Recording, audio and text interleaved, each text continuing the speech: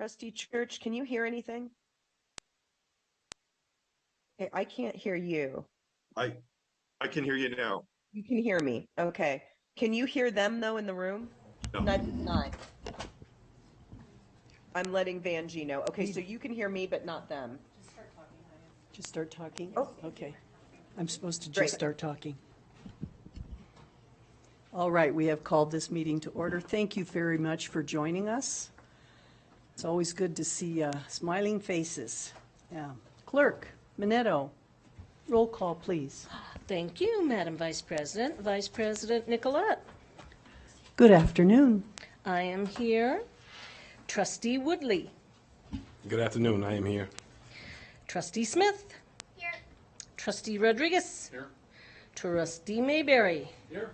Trustee Church. Here by Zoom. And Student Representative Ivy. Here. Madam President, we have a quorum. And thank you, Ivy, for being here from Incline. That is dedication. Muchly appreciated. Next is the Pledge of Allegiance, and I would like to enlist the help of our newest trustee, Alex Woodley. Pledge allegiance to the flag of the United States of America and to the republic for which it stands, one nation, under God, indivisible, with liberty and justice for all. And a fun note, all the beautiful artwork, the array of talent around this room is from our students. So if you're looking around, it doesn't bother me a bit. If you even want to get up and look, that is just fine because that is important and beautiful. All right, we'll move to the consent agenda items. Trustee Church, is there something that you want to pull? Yes, just two items, 210 and 213. 210 and 213. All right.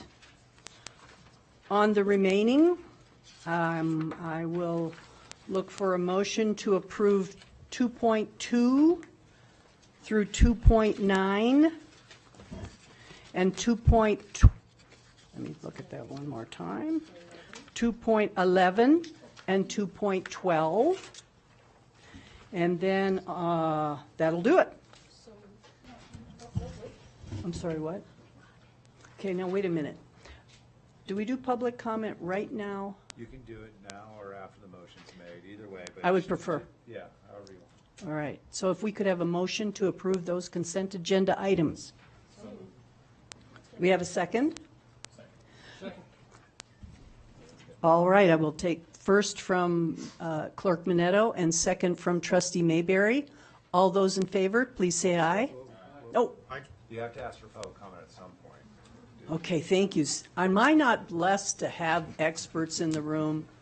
All right, is there any public comment?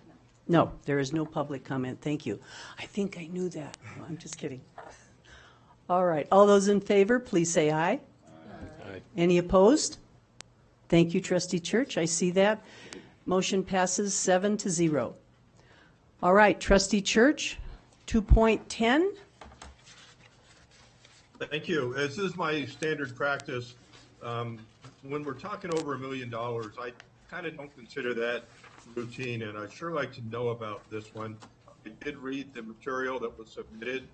I'd like to hear from staff, 1.6 million for architectural services only for a elementary school.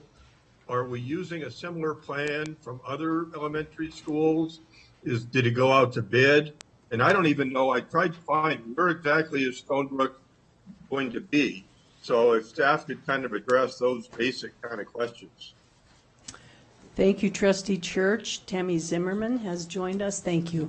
Thank you, Vice President Nicolette. For the record, Tammy Zimmerman, Chief Facilities Management Officer. This professional agreement for the Stonebrook Elementary School is for H&K Architects, who has designed all of our others in this prototype. This is the prototype like Pulikitas, Bohatch, Inskeep, and J. Wood Raw. So it is, we can't hire another architect to bring that prototype again to these properties. It is the architect's design. So that would be going on Stonebrook.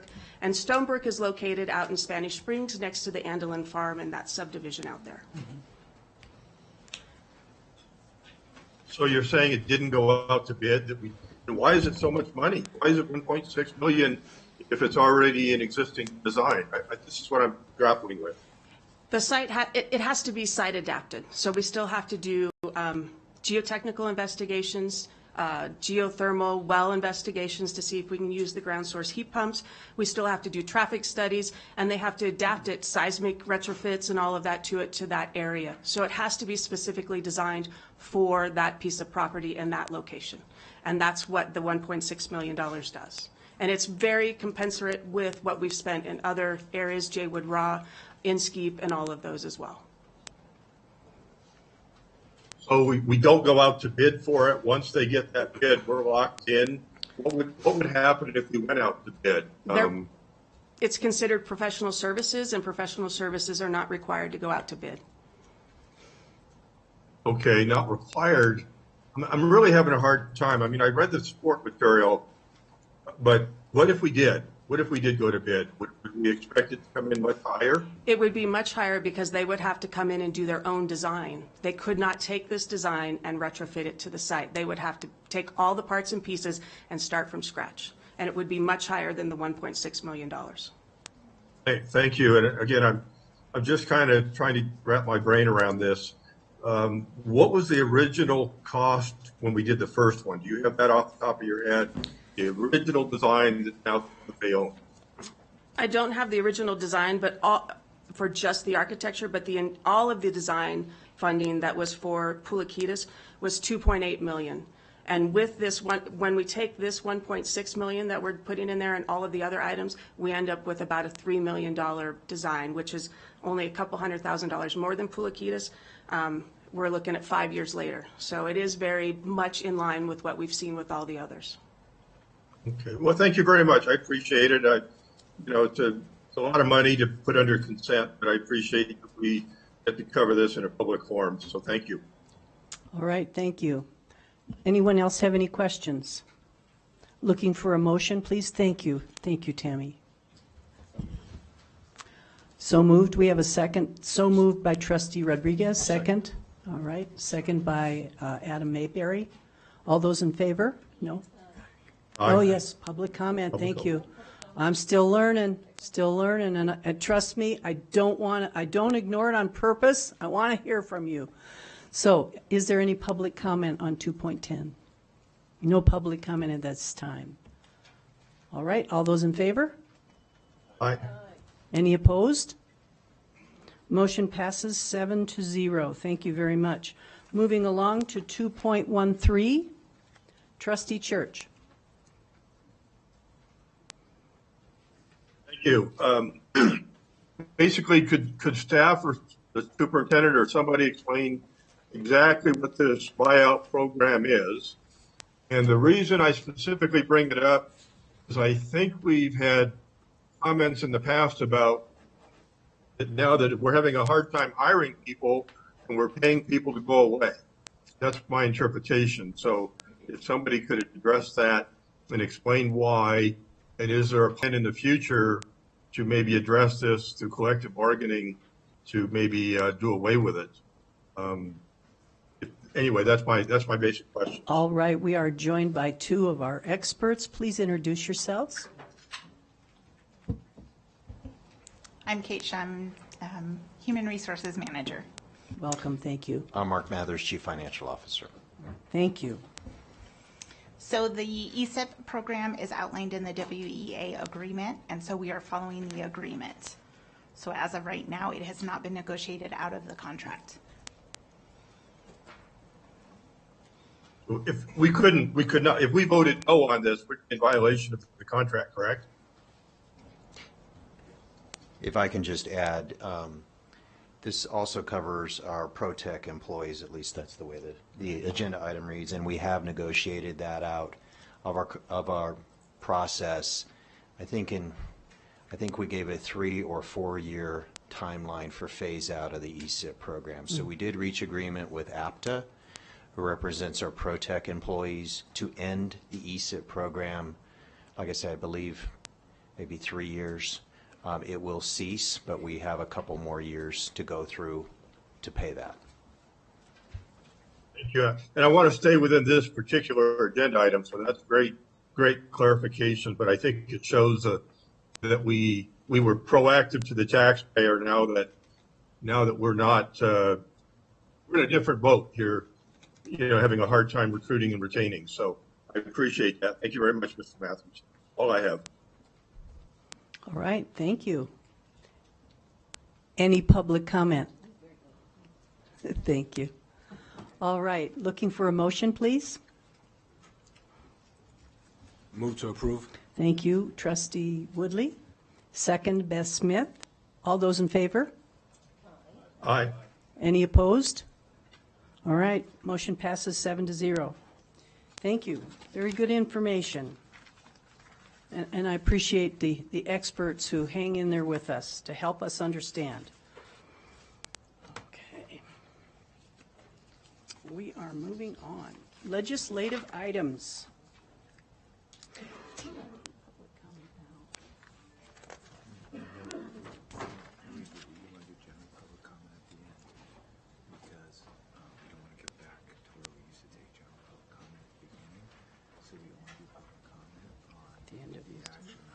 Okay, all right, thank you. There has been a request for 3.01 to open the items 3.01 and 3.02 together. And so, I need a motion on that, to open them together? No, you Nope. get to choose, that's within the open meeting law. All right. Security section. I am going to choose, because it makes sense, to open 3.01 and 3.02 together. All right, we have before us experts. Please introduce yourselves.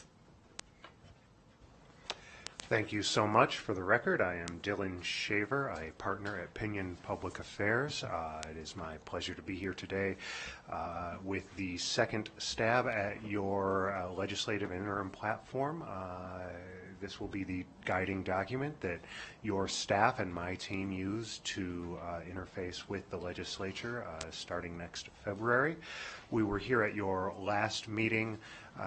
We received some really excellent feedback. We have done our best to incorporate that feedback. Just to give you a quick rundown on what it is we're doing here, like I said, we tried to approach you with a document that gave clear direction to everybody involved, that made sort of your priorities very transparent, very clear, stayed out of the weeds and some of the technical things, and of course was something that would be sort of timely and useful as we take our new superintendent into her first legislative session. Before we sort of jump in here, I just wanted to remind everybody that the platform is a combination of documents and visions from, of course, you as the elected representatives of this community, as well as the superintendent and her executive team that you appoint. So we do our best to sort of get everything in there. We really listened and went back, looked at the meeting, watched to make sure that we captured the intent and some of the direction you gave us last time. Those really fell into 5 categories. There was a robust conversation around staff raises. There were some issues around the safety of our students. There were some sort of fixes to some kind of wild things in the way funding and weighted funding are calculated. There was feedback surrounding both the professionalism and the education required to become an educator, and then there was some discussion around the property tax reform. Just to give you a sense of what we did with that feedback, we did our best to weight all feedback equally, to sort of judge the tone of the conversation. You talked back and forth. It didn't all come across to us as directive to us. So we tried best to sort of capture your intent and come back here with something that you could feel good about today. We didn't sort of weight any one trustee over the other. We just sort of took the conversation itself and tried to apply it to the document as faithfully as we could. So for staff raises, we'll call this item number 1. There was discussion around how we arrived at the 10% figure, how mechanically it could work that we would give raises. Were we asking for categorical funding or not? Were we going to force this raise on other school districts that didn't want it? So we sort of cleared up that language a little bit to make it clear that the 10% we didn't think was a maximum, and frankly would be a minimum based on the conversation you had, as well as highlighting the goal that we've heard sort of out in the community from the employees themselves, that we would be sort of working towards that 20% figure over time. And we sort of highlight the mechanics for this, and that it would be an increase in base per pupil funding. We have Mr. Mathers here, and I suspect this is why, to sort of go into a little bit of the technical that I didn't touch on here. Actually, I'm good with that explanation. I'll just be here to answer any questions you might have. Thank you. Thanks, Mark. No. Sorry, you did a good job. Madam Deputy Superintendent, Madam Vice President, if you'd like, we can pause between each item, or I can go item by item, and then we can sort of catch it all at the end, whatever would be your preference. I would suggest that we just go ahead. If someone has a burning question, we can stop at that point and ask that question. But because we did our small group briefings, they were very effective, and thank you for that. So let's keep going. All right, and as is your tradition here, you are welcome to throw a tomato at me if I got something wrong. The next item, we heard very direct feedback around traffic safety and human trafficking. We highlighted that language very clearly. This sort of was workshopped by both my team and Dr. Lamarca to make sure we were sort of capturing the totality of student safety and well-being on campus. So you can see both those specific items called out, and then of course the great work that Dr. Lamarca and his team do in this area is reflected in here as well. Item 3 around correcting funding flaws. 2 things came up during the last meeting. One is eliminating the caps in weighted per pupil funding. The other would be calling on the legislature to fund to the class sizes that are there in law, rather than establish caps for class sizes, not funding us at that level, and then making us apply for a waiver. So both of these items are reflected by just sort of adding new bullets in the document itself. And the language you see here is actually just screen grabbed directly from the platform itself, which has already been distributed to you into the public. Number 4 came around preserving instructor professionalism. We did sort of discuss the multiple legitimate pathways to the industry. What we did here is we enhanced language to ensure that we were not compromising our commitment to excellent instruction, that we wanted to preserve sort of the teacher credentials and make sure that the hard work that they put in was honored in this plank, so we added that language at your request. There was also discussion around discipline in the classroom at your last meeting, so we added providing staff with appropriate tools to maintain safe and respectful learning environments. Item 5, limitations on property tax reform. There was a lot of sort of crosstalk at your last meeting on this plank. Traditionally, property tax reform is something championed by local governments and school districts, specifically because it's dedicated funding. Nevada has a unique system of property taxes. We're the only state that depreciates value. We're the only state that separates the value of the building from the value of the land. That, of course, has its effects on budgets. The platform for year 2021 just sort of embraced property tax reform. There was discussion as to whether that would be what that would really mean. Should there be limitations placed on that? We wanted to sort of capture the richness of that conversation without diluting from the ask itself. That said, and I don't want to belabor this, but the inclusion of property tax reform in this platform or not will not make a difference on the legislature's appetite for property tax reform. We remember now it's been 2 sessions ago where they would not even advance a proposal to let the voters vote on property tax reform. It is not a very popular topic in Carson City. We have heard no efforts really to make a run at it this go round, and of course we now have a governor saying that he's not interested in any tax increases, and the legislature will have sort of extra money to deal with that I think we're not anticipating that the economic forum is predicting. So the inclusion of this language, whatever we put in there, like I said, we take this as instructive. If the conversation around property tax reform starts up and it's in this platform, it gives our team the opportunity to engage on it.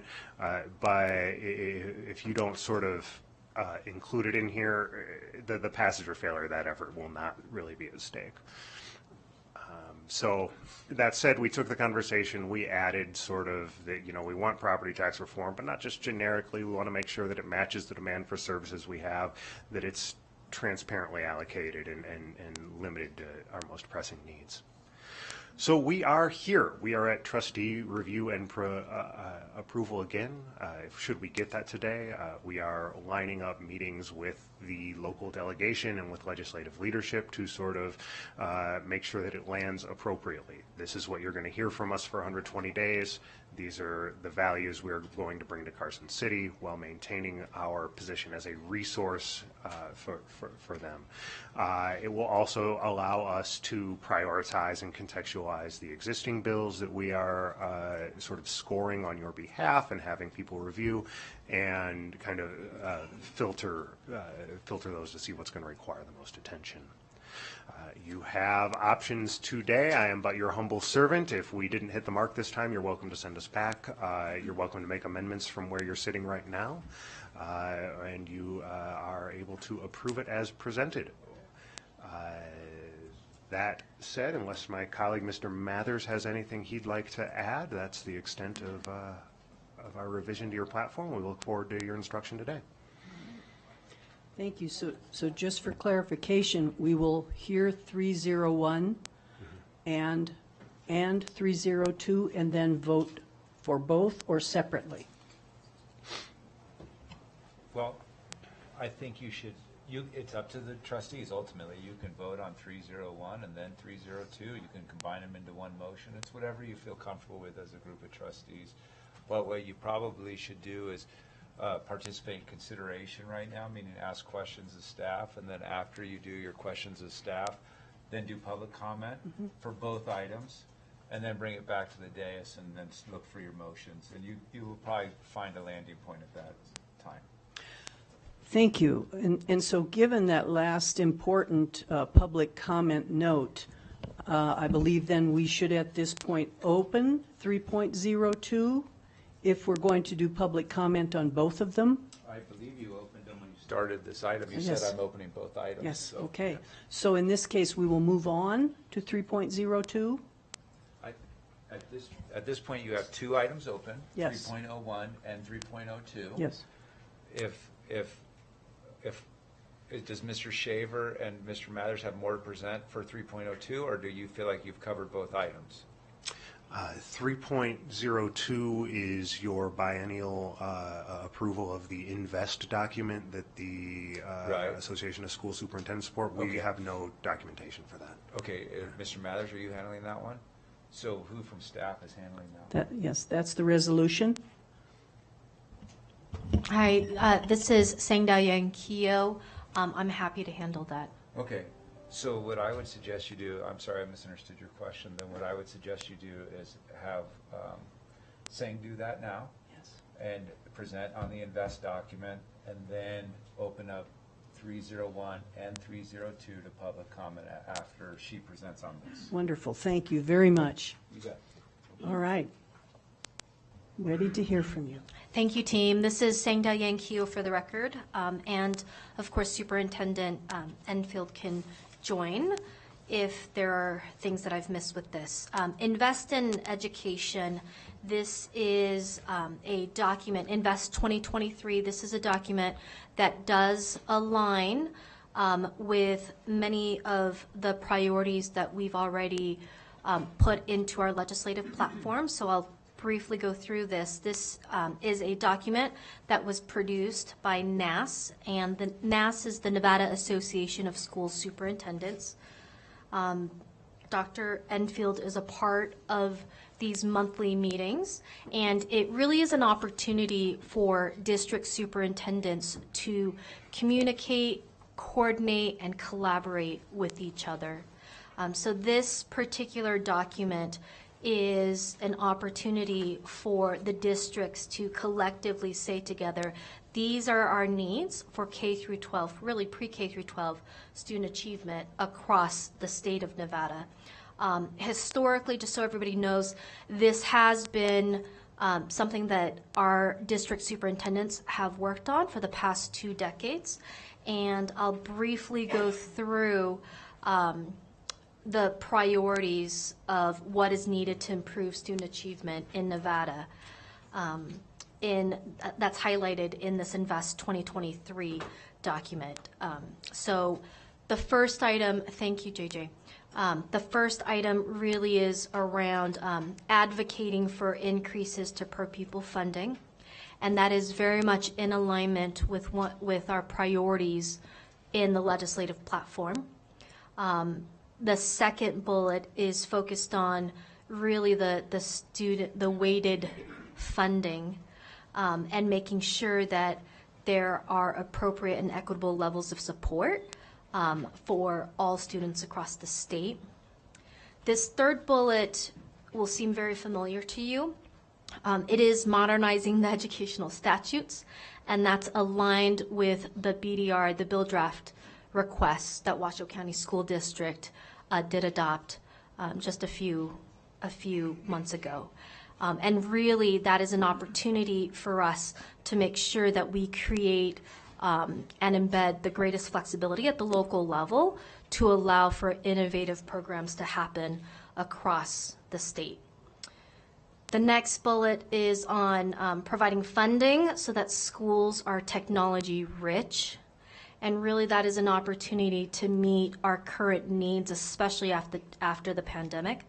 So the district is pretty close to one-to-one devices for all students. What we've been saying is that we are technology rich. So there is a request from districts across the state to make sure that there is continued ongoing supports to invest in technology. And then the last 2 bullets, one sounds, again, should sound very familiar to our Board of Trustees because it is a focus on investing in school safety measures. And we have heard from many trustees that this is an issue that you all have also prioritized. So making sure that we're investing in the mental and behavioral health supports for our students and also for our educators and support staff.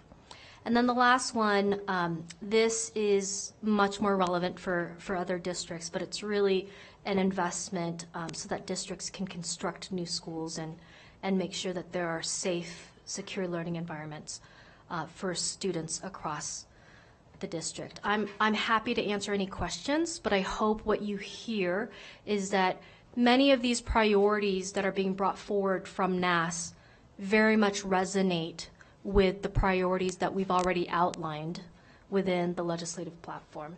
So this should not be new to you. This very much is in alignment with our legislative platform too. I'm happy to answer any questions that any of our trustees may have. I'm also happy to provide any context as well. This is your superintendent.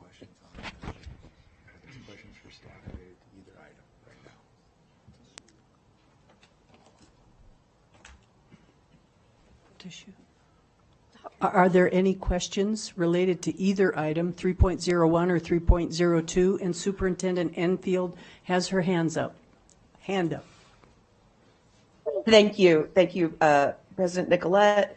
I want to thank Dr. Keogh for that very good summary. I just want to point out for the trustees that when we brought forward our BDR, that was born out of sort of these invest priorities, because we wanted to make sure that we were aligned with the other priorities that our colleagues around the state have, because there's power in the collective voice. So I just wanted to put that in there. Otherwise, everything Dr. Keogh said was absolutely on point.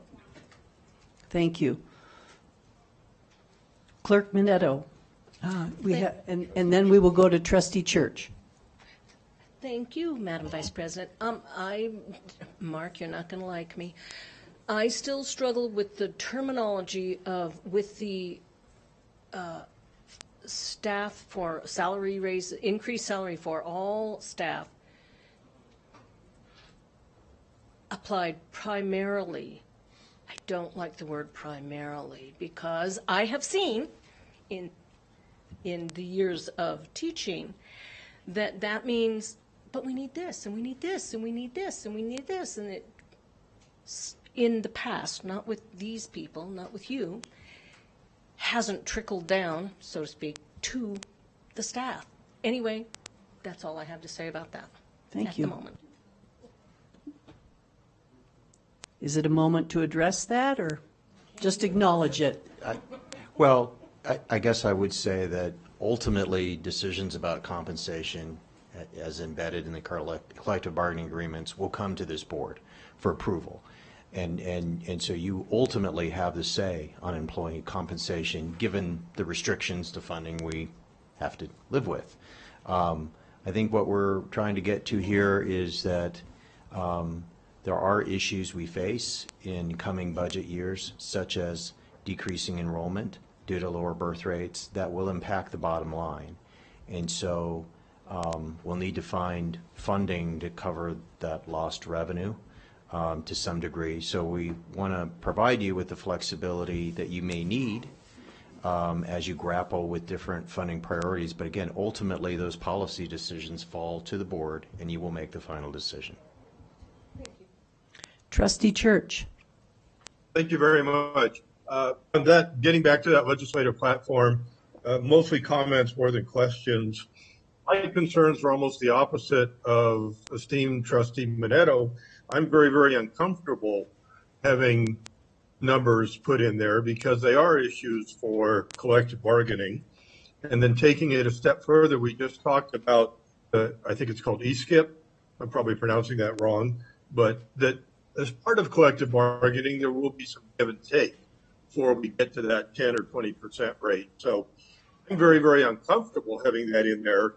That said, I realize that it's impossible to make 7 different trustees happy. So overall, I think it's a great document. I had problems with that. I thought to myself, maybe this is the poison pill that I'm going to vote no on.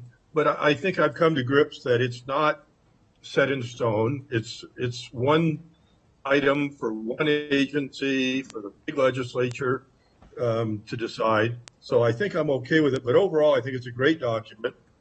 I do want to comment on, I think it's the 3rd page, and they're not marked.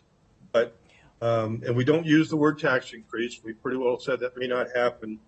At any kind of a tax increase, I'm 99% opposed. But if you're going to give me one, I always say this, I'll say it again, it needs to sunset, it needs to be for a specific purpose, and it needs to have oversight. On the collective bargaining issue, we just had another shoe that fell. We just got notice that the PERS rate, approved back in November, but we didn't know about it, went up between 3.75 to 6% on our contributions. I'm told I'm not a math person, but I'm told that's roughly a $5 million hit to the school district. It's going to be tens of millions for other bigger entities. It's an unfunded mandate, which is covered in there. It's covered in our document. So I wanted to put that on the record that these are the type shoes that drop that we're not aware of, we didn't think about, and now we have to come to grips with that within our budget. And again, the other great thing that's in there, having attended the meetings of the various state trustees, again, is in our document and our resolution. Many of them are more concerned with building than we are, not pay raises. So I think it's well worded that we recognize the needs of the other districts for improving their schools because they don't have the same funding that we do. So that's just mostly comments, but I appreciate it. I think it's a great document. If everybody's a little bit unhappy, then it's probably a great document. Thank you. Thank you, Trustee Church. Trustee Mayberry. Thank you, Madam Vice. Yeah, gentlemen, thank you very much for bringing the platform. I guess I have a comment and then a question, and it was actually aligned very similar with what Trustee Church has brought up. Thank you for the hard work on this. I support it. I think these are difficult documents to develop, particularly with a diverse board of multiple interests. So thank you for that. I also appreciate. I know when you brought this back to us in the second draft, we talked a lot about a minimum of 10 to 15% increase in base per pupil funding, and I advocated striking the 10%. So I see that made it to the forefront as well. Thank you for doing all you can to really push the threshold in terms of what we can do, what we can advocate for. Secondly, on to 3.02, last bullet point for the deputy superintendent, I think just give me a little clarity, the last bullet point, and I may be duplicating what Trustee Church had inquired. This is that in implementation of a funding mechanism that are dedicated exclusively to school facilities. We have one here at Washoe County, WC1. Are we looking to expand that, or again, really championing and working alongside our colleagues throughout the other 16 counties? Is that, yeah, am I interpreting that correctly? Thank you. This is Sang Dao Yankee for the record. So this really was a priority issue for other districts and not Washoe County School District. So this is something that we are saying collectively we recognize that the districts across the state need some funding mechanism and supports and investments to build new schools. So this is not Washoe saying this is our priority, but it is saying there is a need for kind of really two things, right? Like an increase in funding primarily for raises for public education employees, and there's also a need just for increased funding to use at the local level determined by the needs that arise within each of the different districts. And I will add to that, thank you, that when I attended the Nevada Association of School Boards, there was a common theme, and it brought us together, and that is we all wanted to get behind championing more funding for each student and the supports that surround them. And the one thing that we agreed on, and it was very clear because the stories were wonderful. The one classroom store, one room schoolhouses in some of our districts, to Washoe County, who's building and very fortunate to have WC1. And the needs are so different. And again, the one thing we agreed on is that we want to move together because a collective voice has much more strength and much more passion. And we wanted to make sure that our voices are unique to our needs. And so I would say that this document fulfills that need. Anything else? All right, at this time I will call for public comment for either 3.01 or 3.02. Do we have any cards? Kaylin Evans. Welcome, Kaylin. Hello, Madam Vice President. For the record, my name is Kaylin Evans, President of the Washoe Education Association. First, just wanted to say thank you to all of the trustees, Dr. Enfield, Mark and his team, for really pushing and wanting to be more aggressive in how we are addressing compensation for our employees. As we all know, our employees are struggling from a financial standpoint, and if we look at what is and what could be, the importance is that we're really pushing to what should be, right? The components of their compensation, class size, staff safety, student behavior, I would say that those are all at the very top priority list for all employees in our school district. So thank you for really making those a priority. I know we've heard Superintendent Enfield and many of you trustees publicly state the importance of how we are addressing our compensation rates. And so that sort of public support and push means everything. It is important to understand, though, too, that we can put whatever we want on a legislative platform, right? And that's great and it looks good. We are in a self-perpetuating cycle here with education. We grossly underfund education in Nevada. That leads to less and less people wanting to come into the profession. More and more of our colleagues are finding jobs in other fields, which then increases the burden on the employees that are left in education, which then leads to higher burnout rates. And around we go in this. And nothing is going to change unless we disrupt that cycle. And it's going to come from a collective effort. And it's not just our labor force.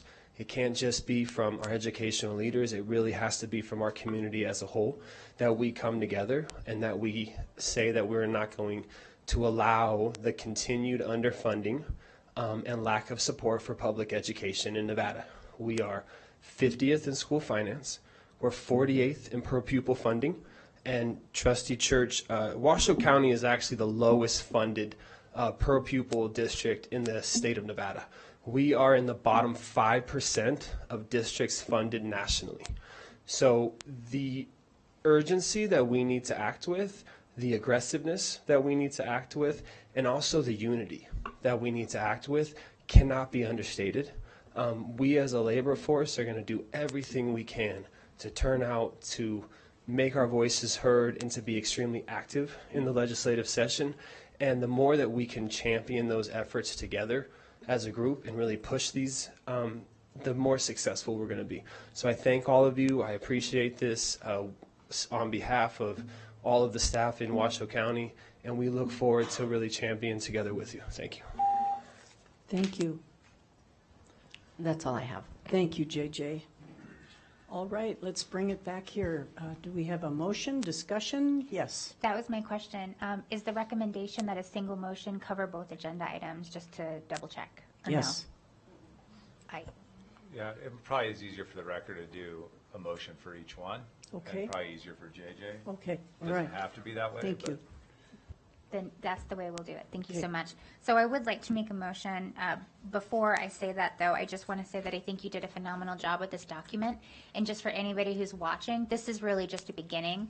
We are so lucky here in Washoe County to have exceptional experts, not just in Nevada education, but in education. That includes our superintendent, our deputy superintendent, Mark Mathers, Dr. Paul Lamarca for behavior. So this is really just a baseline. We will be involved in legislation far beyond this, but I think you've done a great job, and I'm really grateful for that. So on that, I move that the Board of Trustees adopts the final draft of the 2023 Washoe County School District Legislative Platform.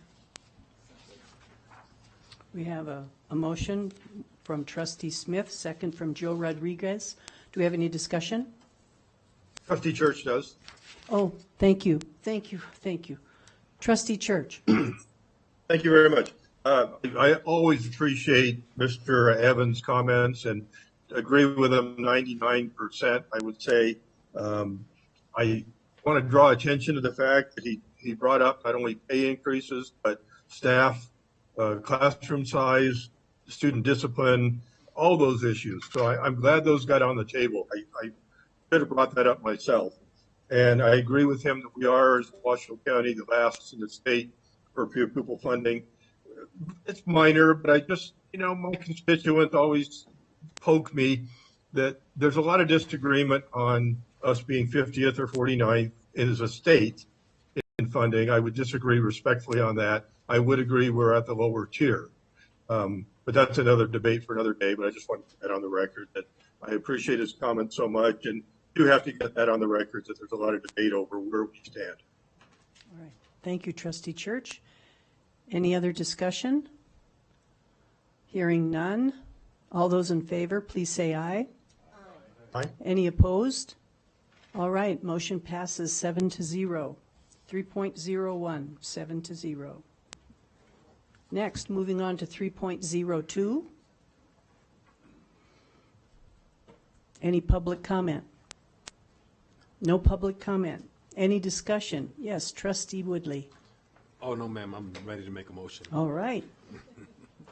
I moved that the Board of Trustees adopt Washoe County School District Board Resolution 22-037, a resolution in support of Invest 2023, a Nevada Association of School Superintendents document supporting public education in Nevada.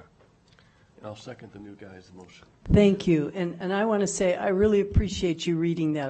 I think that helps the record, right, JJ? Yes. All right. Any more discussion on 3.02? Hearing none. All those in favor? Aye. And I see Trustee Church. Any opposed? Motion passes 7-0. Thank you.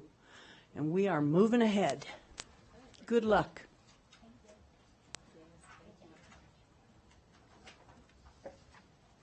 All right. Get those glasses back on. We are on to number 4, Finance. You're already comfortable. Mark Mathers. And we have Jeff with us. Wonderful, our 2 experts. All right, 4.01, discussion, presentation, and possible action to adopt Washoe County School District Board Resolutions 22-034 and 22-035, resolutions to augment and amend the fiscal year 2022-23 budget and approval of augmentation and transfers for the fiscal year 2022-2023 budget. And this is for possible action. Welcome. Welcome. I am joined by Mr. Jeff Bozzo, our Budget Director. We'll try to go through this quickly. As I think most of you know, Nevada Revised Statutes require school districts to amend their budget by January 1st of each year to reflect enrollment in the first quarter. So that's why we are here today. And then state law also allows for augmentation of our budget for unanticipated revenues. So I won't go through every slide here at the beginning because I think you all understand this law and the kind of the process by which we adjust our budget. So I will actually just turn it over to Jeff to go through the specifics for the general fund and answer any questions. Thanks, Mark. So our first fund to discuss today is the general fund. We need to augment the fund by a total of just under $2.6 million, using fund balance more than we anticipated or more than what was budgeted for a few uses. One is carrying over technology encumbrances from the previous fiscal year. So these are things that had supply chain issues. And as of June 30th, the item still hadn't arrived, so that's not a burden on the current year budget for schools and departments. We're carrying those dollars over. We also have board policy that requires that we carry over up to 8% of a school's operating budget, so that's what we're doing here on the second item. We do have one bargaining group that has a finalized negotiation through the next fiscal year, so we're assigning a portion of fund balance for those costs. And then lastly, an adjustment to our non-spendable inventory. So as Mark noted earlier, by law, we have to adjust our budget to the first quarter's average daily enrollment by January 1st. So that's what I'll go into next. So our average daily enrollment for the first quarter was 1,145 students less than what we budgeted. And that resulted in a revenue shortfall of almost $8.4 million. So in order to resolve that shortfall, there's a couple of things that we did. So on count day, That's when we take all of our district enrollment, run it through our staffing guidelines, and those guidelines are the results of allocations, or teacher allocations and several other school allocations. What that resulted in, because of that $1,100 student, 1,100 student decrease, was a reduction of 20 teacher allocations, and so that's this first spot here, and that results in savings of $1.6 million. We also received additional special ed funding, and that amount, less some needs that I'll go over in the special education fund next, that results in about $400,000 of savings to the general fund. And then finally, we have some available at-risk funding that will shift social worker and building learning facilitator positions too from the general fund, and freezing vacant TOSA positions. Those were the positions that were shifted to the classroom back in August. In total, that results in about $6.4 million of savings. So all those together result in enough dollars to resolve that revenue shortfall. Are there any questions on the general fund? No? Okay. Thank you. Sorry, I had one more thing on the general fund. And that was approval for the use of the contingency account. So $105,000 of that is for the strategic plan process. Another $14,000 was some pre-strategic planning process and work for the leadership team. And then lastly, a few board meetings ago, you all approved the addition of a Associate Chief of Teaching and Learning for Specialized Instruction. We'll have a transfer recognizing that additional cost there. And then each month we bring a budget transfer item on the consent agenda for any cross-functional transfers, and those in total amounted to about $169,000. So now, are there any questions on the general fund? I see nothing. All right, thank you. So lastly here, the state. Trustee Church has some questions. Oh, yes, I can't see you. Sorry, Trustee Church. We're bringing That's you back all on right. board. All right, go for it. Thank you. So I'm trying to read the presentation. If I read it right, we had 61,923 students, and with that decrease, am I correct, we're down to 60,778?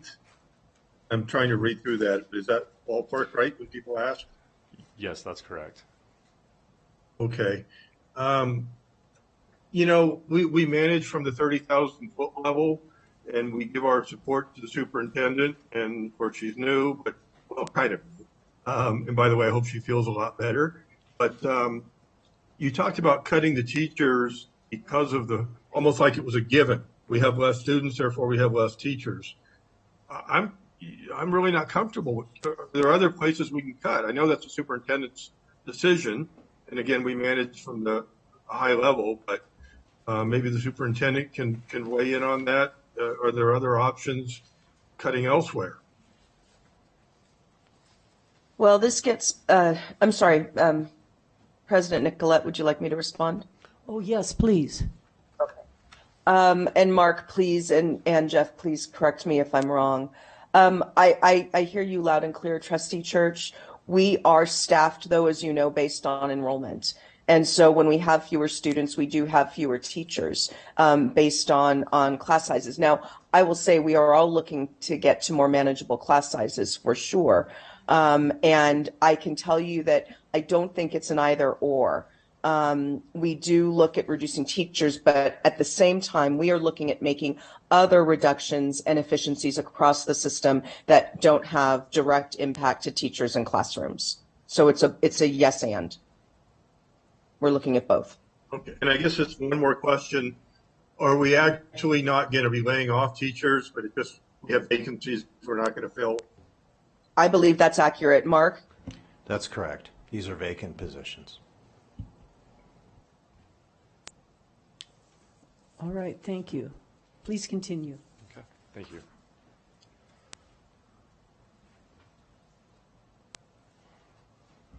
Okay, so the last fund to augment here is the State Special Education Fund. So again, we had additional revenues in this fund by about $475,000. We only had a need to increase expenditures by just less than $85,000, most of that for that new associate chief position. So the total augmentation for this fund is just under $85,000. Any questions on the State Special Education Fund? Okay. That's all we have today. All right, thank you. No last minute questions here?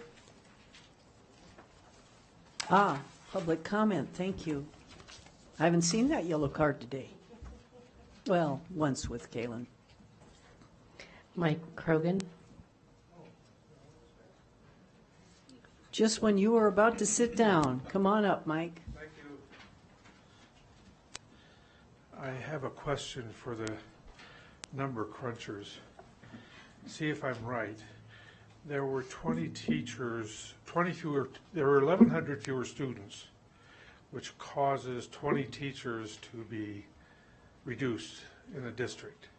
So I quickly did some long division. I still remember how to do long division. If you divide 22 into 1,100, you get right at 55. Does that mean that we have a teacher-student ratio in this district of 55 students per teacher? Just a question. I don't know if I'm misapplying my math or not. Thank you. Would you like to address that? Sure. Thank you. It's a really good question, actually, because if you did do the math, I think you'd come up, somewhere between 40 to 50 teacher allocations you would presumably believe would be reduced, and we're only reducing them by 20. And as Jeff can go into more depth than I, that comes about because, again, students aren't in nice, neat packages. And so we have maximum class sizes, and so it can be the case where enrollment falls for a particular school and in a particular grade, and that will not result in reduced teacher allocations. So the allocation process, just again to clarify, is not at an aggregate level where we look at 60,000 students divided through by some average class size for the entire school system. It's a school by school, grade by grade calculation, which is why we're reducing vacant teacher allocations far less than what that gentleman or anyone would probably calculate by themselves. Trustee Smith. Thank you, Vice President Nicolette. Just a few things I wanted to mention just for the record, because I do think it's really important that the right information be out there. So when we look at the fewer number of students that we have, there's just a few things that I want to make sure that are out on the public record. One, and we've been looking at this for years because every year we have a report that talks about the school district, and we're in the middle of a boom of high school seniors.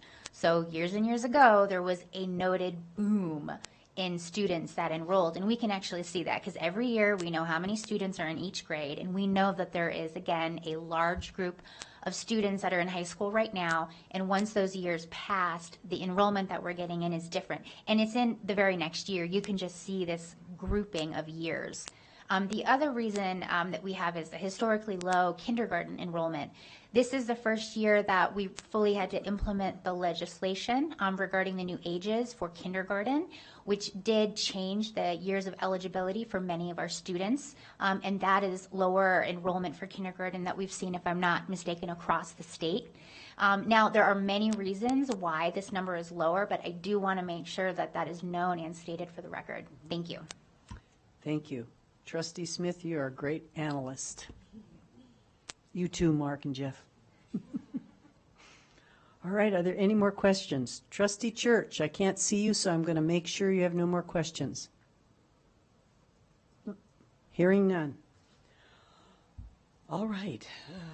Let me get back to, again, I was very engaged. This is an action item, so I am looking for a motion, please. All right, I will.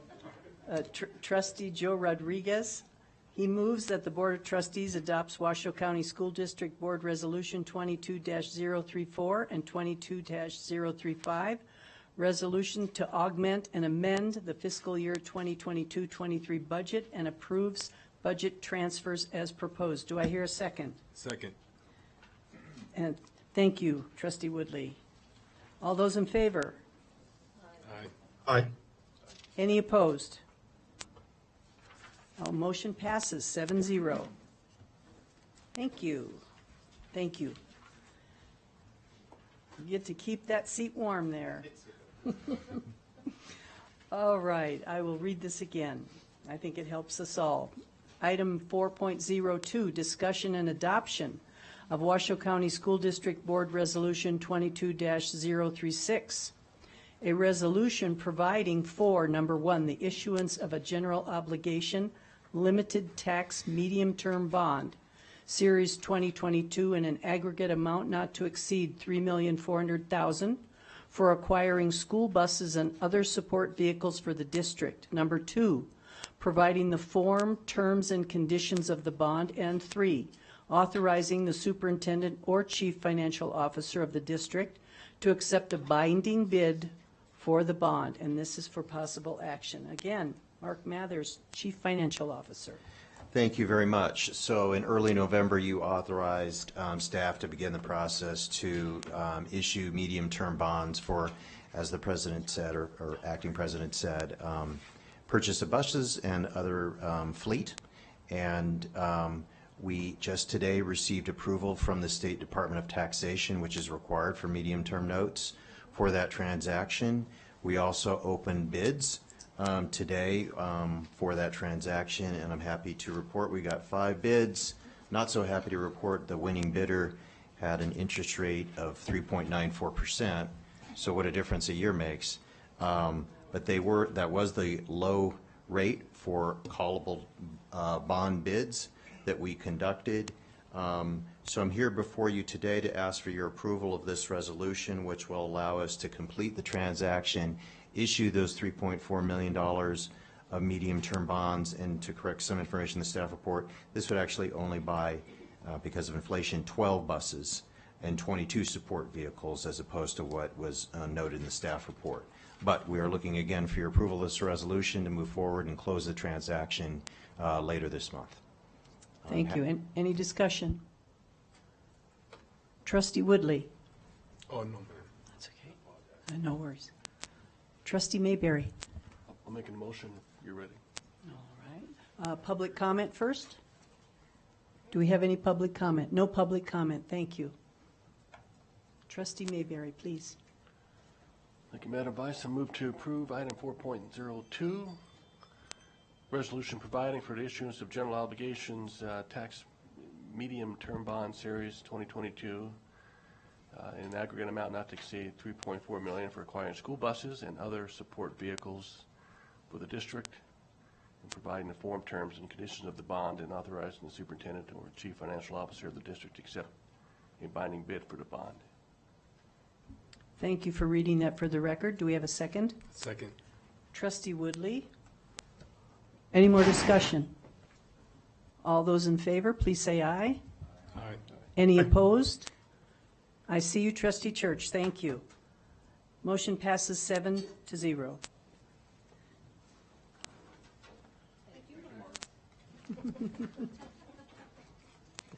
That was an in unison. Thank you. That was lovely. Okay, so I am noting here 5.01. This item will not be heard before 4 o'clock because it involves teachers and families and students, and they're not quite ready to join us. So, yes, families, we will move on to, here's a discussion. Trustee Mayberry, sorry, wanted to open 5.03. Oh, thank you. Too many Adams. Okay, now I'm rethinking. Let me look at the time here. Yes, of course. We will open 5.03 first.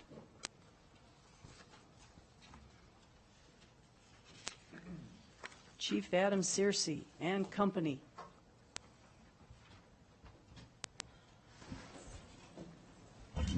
Appreciate the flexibility, everyone. For the record, Adam Searcy, Chief Operating Officer. I'm going to quickly hand the reins over to my friend Paul Mills here, but just as way of introduction, 5.03 is for information and discussion and largely informs the proposed action outlined in 5.02. So we'll take them in that order if it's your preference. So without further ado, I'll turn over the presentation reins to Mr. Paul Mills.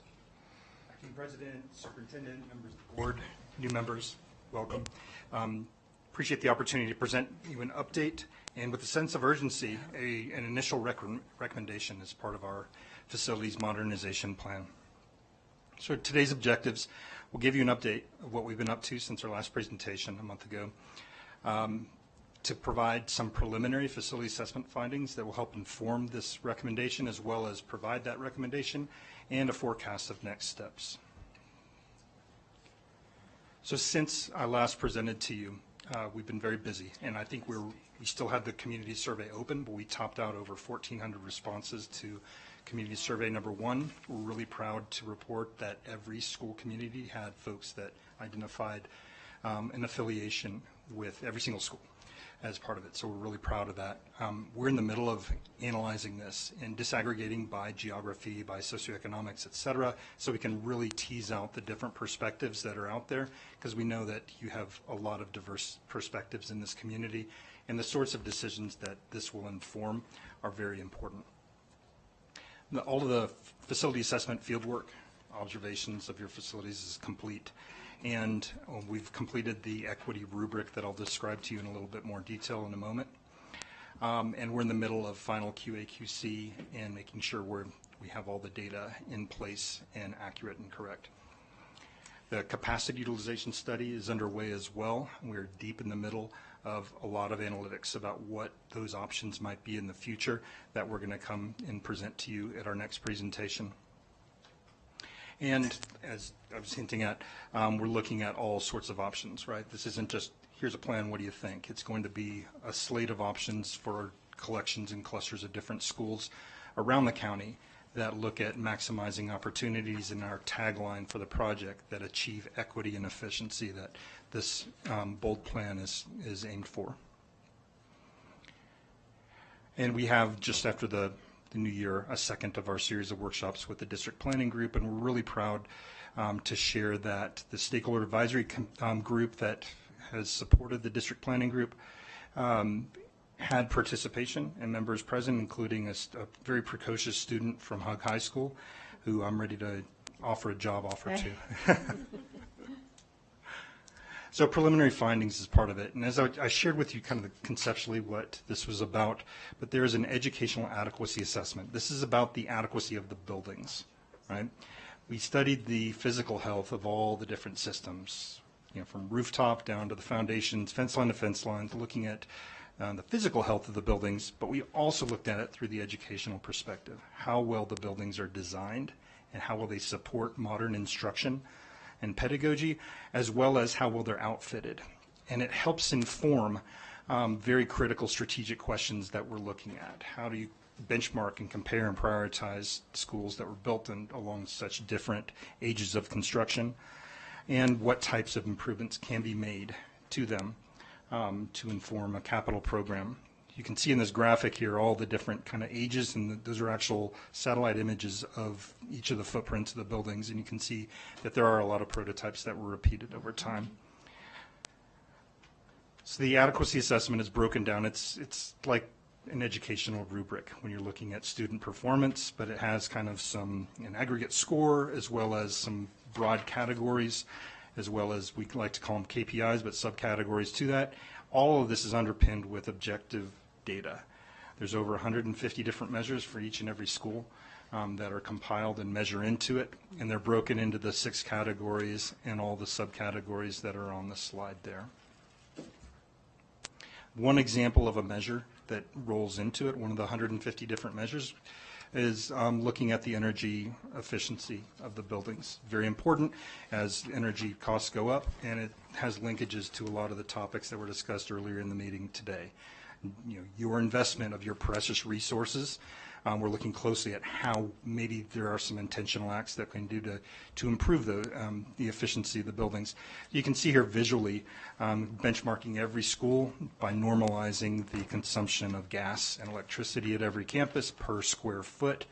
You can see the ones on the left-hand side from the top of the spectrum are the least efficient, starting with your older middle schools like Traynor, Vaughn, Swope Middle School prior to its renovation work, Desert Heights Elementary School, as well as the old Hug High School, or kind of your per square foot, the least efficient for heating and cooling and energy use for lights, etc. On the other side, you see the more efficient ones, and there tends to be a strong correlation between the age of construction with some different outlier cases. So we're not presenting all the numbers and facts now because they're still in draft format and we're still finalizing all those, but we are confident based on them and the magnitude of information that we have to be able to create some kind of a stoplight report and show you kind of good, fair, poor bracketing of the different schools. On the image that's in front of you here, it actually shows with the elementary schools at the top, middle schools in the middle, high schools towards the bottom, the different ages of the prototypes when they're built. We have affectionate terms like baby boomer, pod, etc. And I gave you some examples of some of those schools along with the numbers of them. The red represents kind of the poor, yellow, fair, green, good.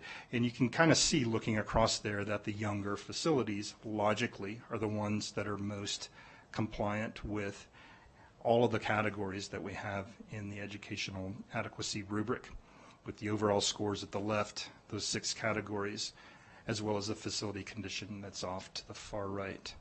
A couple things to point out that jump off the page. Really, if you kind of glance your eye, it gets trained to the red. So you see the columns of educational program and relationships and collaboration. And this really speaks to the way our current standards that we used as the yardstick are your newer schools. Looking at the new HUG, looking at your new middle schools and elementary schools, and the way they're designed in a way that supports a more diverse educational program with specialized spaces, as well as spaces that are flexible and unscheduled and designed in relation to each other in a way that enable those human interactions for opportunities for enrichment or for intervention to take place, and that's where the red is on the page. So we want to dig it a little bit further, and let's look at some specific names of schools. All right, so this is the same breakdown, the same sort of way to report it. And this is worst to first in terms of all of the high schools that are in there. Worcester High School being the least compliant with your educational specifications, as well as all the best practices that are interwoven into this rubric. Innovations and Inspire round out second and third, and pointing out where you have red deficiencies along the lines of wellness and relationships and collaboration, which really gets into all of the social emotional learning supports and things that are so critical to that. And you can believe me that we're absolutely looking at that for those vital programs in your community. You're looking at moving down the way, you kind of see the red to the yellow to the green. Hug High School being kind of the gold standard. Your brand new school you just opened this year is green across all the way in the bottom, and you can see how it kind of rolls out. Moving on to your middle schools, all of them fit on one page as well, and there's kind of a class of schools that are in that red category of Vaughn at the very top, your neediest of your middle schools, Dilworth and Sparks, in a similar time frame of construction, are in similar conditions as well. You have the ones in yellow, Clayton, Pine, Incline, Traynor, Shaw, and then you have the ones that are constructed and that are newer, rounding out towards the bottom where you have Desert Skies that was opened up a couple of years ago. May I ask a question? Absolutely. I noticed on the middle school facility benchmarks that our newest school, O'Brien, facility condition received a red. Can you explain that, please? Yes, we're still in the middle of pouring through the data, and there might be some specific systems that are out there, or perhaps we have a data snapshot that's prior to the replacement that bled into it. So we're kind of I appreciate you lifting that up, and a mentor of mine once shared with me that if you give your boss some numbers, make sure to put one error in there so they can find it, so that it enables them to dig in, own it, and buy some credibility into it. Good to know I'm your boss. Gotcha. All right, continue. So we couldn't possibly fit all of your elementary schools on one slide, so I just kind of did a dividing line towards the bottom there, but took the worst of the worst and then the best of the best and put those out there. But as you can clearly see, those old 50s, 60s baby boomer schools, as we refer to them, or the sheep sheds, as we call them reverently, they're the ones that are just across the way. You have mostly red, some yellows in there, and your newer schools are the ones that stand out as the gold standard of today. So this slide I'm going to kind of pause on it a little bit. It's dense, and I love my data analytics and stuff, and I'm going to point out a few things and first explain how to read it. So it's a scatter plot. Right, there's 3 columns there for elementary, middle, and high school, and within each pane that you look at vertically there, it's a scatter plot of the age of the building across the x-axis. Right, so the older ones to the left, the newer ones to the right, and then as you go up the y-axis, that's the score, the adequacy score that's laid out there. And it's hard to see on the screen here, but probably if you have it printed out, there's a little gray trend line along each one, and there's a clear correlation between age and adequacy, which is logical and confirms that we've designed this thing in a way that is relevant. But there's some other things that really jump off the page as part of it. Right? We use colors to bracket and look at that good, fair, poor type breakdown. It really speaks to some baked-in inequities about access to a quality education based on the facilities themselves, just by virtue of where a student goes to school. If they're in one of the green schools, they have such a leg up and they're starting on first, second base as compared to others that have to start at home plate. If you were to imagine kind of this dotted line sweeping across there, and we used it in a way to really kind of envision the big groupings. It's less important about the finite, exact order of these schools in relation to each other, but really kind of where they swim in it. And a couple things to point out. If you're to look at high schools on the right, except for your brand new school that you just opened in Hug, there's a lot of parity. Basically, everyone was in an older building, and it had a lot of deficiencies versus your new standards, as well as best practices for high school instruction and supports for those. You look at elementary school, it's kind of the same. You have Polokita, Sinsky, Bohatch, and you have a couple new ones that are coming down the pike in the same prototype. Except for those, all the schools are kind of older and have a lot of those same deficiencies in the yellow and red classification.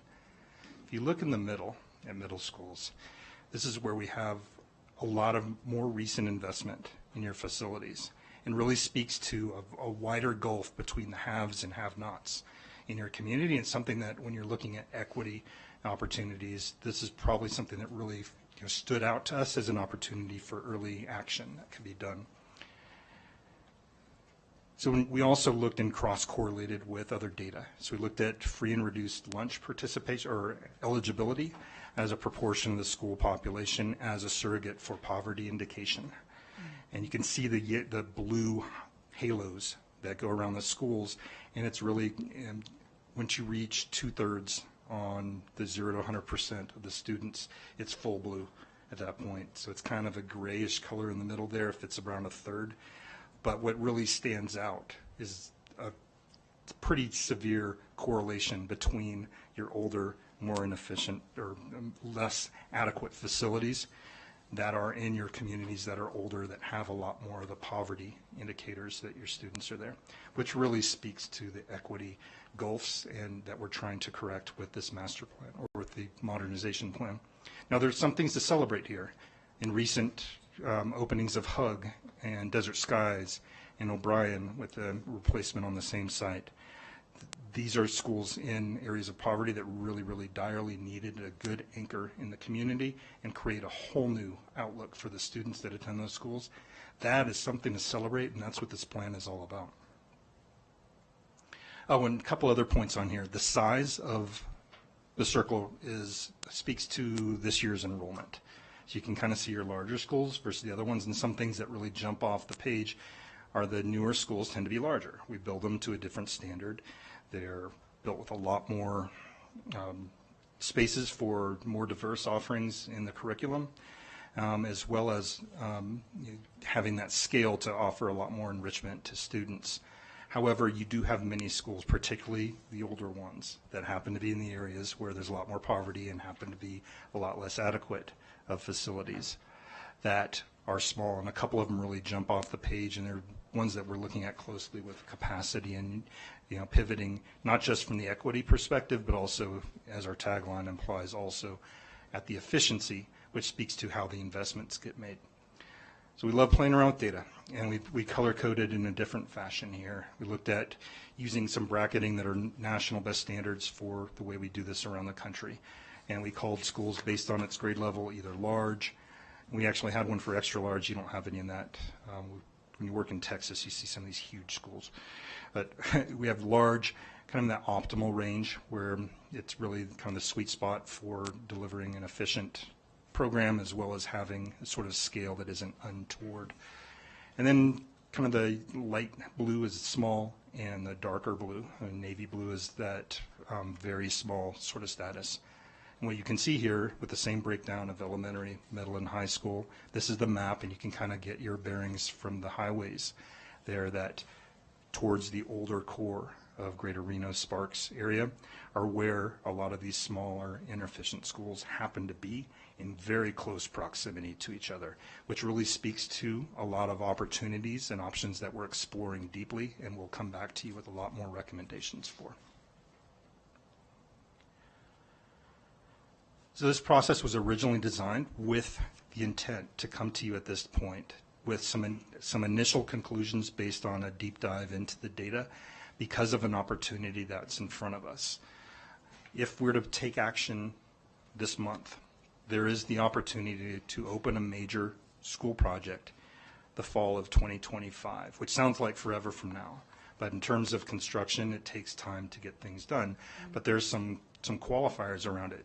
Kind of have to get on it now to be able to do so, and to use a proven shovel-ready solution like you've just done with O'Brien Middle School. It enables you to fast-track it and have a compressed design schedule and get construction done concurrent with it with a proven solution, and actually get it done in time with a modest amount of float to get it done. This opportunity is in front of us, and we designed it into this process from the beginning to be able to do so, and that's why, with a strong sense of urgency and confidence in the data that's underpinning our recommendations, that you do move forward with one project in particular. Now, we looked at it, high schools are just kind of off the table. They are complex and they take much longer to do, so this trying to get things done by 2025 really just isn't in the cards. Plus, they're very complex design solutions, and we want to take the responsible time and complete this process that will conclude during this next semester to be able to really make sure we're looking at the high schools responsibly. Similarly, elementary schools, while they can be done individually faster, you have many, many of them in close proximity to each other, and a lot of inadequacies that create opportunities that we need to explore, and we're deep in the middle of that, and we're not confident to bring a recommendation for that today. So we really started focusing on your middle schools. Now, when you work in the school business, as you know, you're one day late, you're a year late on opening of a school in time. Otherwise, you're opening a school mid-year, which is very disruptive to an academic program. And it's just a tragedy if you don't take those sorts of opportunities. So that's why we're with you today. So we don't take this very lightly. We wanted to look at a lot of the data and look at the indicators why what's the best way to make a confident decision with your precious WC1 funding that you have available to you. So we kind of highlighted the ones on this graphic here. We clearly want to look at an opportunity to have the most bang for the buck, right? We want to make sure that it's benefiting students with the highest needs, that it improves the facilities in the poorest condition, the ones that are least adequate. As well as improving utilization and operational efficiency at the same time, which allows you to channel your precious resources into the classroom where they belong. The ones in yellow there really are kind of my planner aspect of me. I also don't want to limit options. while we're in the middle of a planning process, we don't want to take options off the table by making recommendations we would regret. And, with the goal being of getting a project open by the fall of 2025, one that's shovel-ready and achievable. Right, so here's those older middle schools that we analyzed and looked at as opportunities for an early action project. And, starting at the top there, Vaughn, it's among your, most at-risk school populations in your system here, right? Nearly 6 in 7 of the students qualify for free and reduced lunch at Vaughn. Nearly a third are English learners. 16% are available to special education services, and sadly, 41 of them are homeless students. That's 6%, or 1 in every classroom. 11-year-olds, 12-year-olds, 13-year-olds. This school also has, it's objectively measured. It's the single worst on that whole little scatter plot of the dots. It was the lowest scoring school in your middle school bracket, and clearly is inadequate, has undersized classrooms, doesn't have the sufficient facilities for special education services, insufficient facilities for STEM, arts, physical fitness, all these things that in that critical age where students explore and discover their passions, you just don't have it at that facility. And doesn't have the flexible spaces that support learning interventions, enrichment, social emotional learning supports that are so critical at that tender age. And there's insufficient space for collaboration and counseling and interdisciplinary instruction, the sorts of things that you have in your new facilities. You just don't have it in many of your schools. Challenging street drop-off, et cetera. It's really objectively clear that Vaughn has those challenges. It's a step in the right direction. It would take one of your smallest and least operationally efficient facilities and right-size it, bring it into line with the newer schools that you're building today, as well as replacing one of the most energy inefficient schools that you have in your portfolio, which just means dollars every single year that are reinvested back into program as opposed to being put into utilities. It does not limit options. It's on a single school campus, so it doesn't really impact another site. As part of it, it's economically feasible with your WC1 funding that you have. It's consistent with other decisions that you've made in recent past with other schools. And I'm proud to say that it helps you avoid about $15 million just in deferred maintenance of near-term expiration of facilities. And while I don't have the exact numbers from the adequacy thing to bring it up to the standard of your newer middle schools, it would require probably double again as much to that, and to bring it up to scale of the size of school that you would build new today. We're talking well over 50% of the value of a whole new school to begin with. So the economics make absolute sense for Vaughn as an option. And it meets the 2025 school opening experience using a similar solution like O'Brien, which enables safe construction to happen where you cordon off the site, you build on the fields. Once it's completed, you move the students in, demolish the building, and can restore the site afterwards. So we considered other schools as well, such as Dilworth, and all of these schools are in deep need of attention. It's just with the challenge of coming up with an early recommendation, there are some areas where they fall short. Dilworth is physical condition, if you know the building, is objectively better. You can feel it when you're in the building, and it's objectively measured in the data around the facility. And so it's just not quite as in need as some of the other schools that are on the list. Let's see. Oh, another point about it is due to its very close to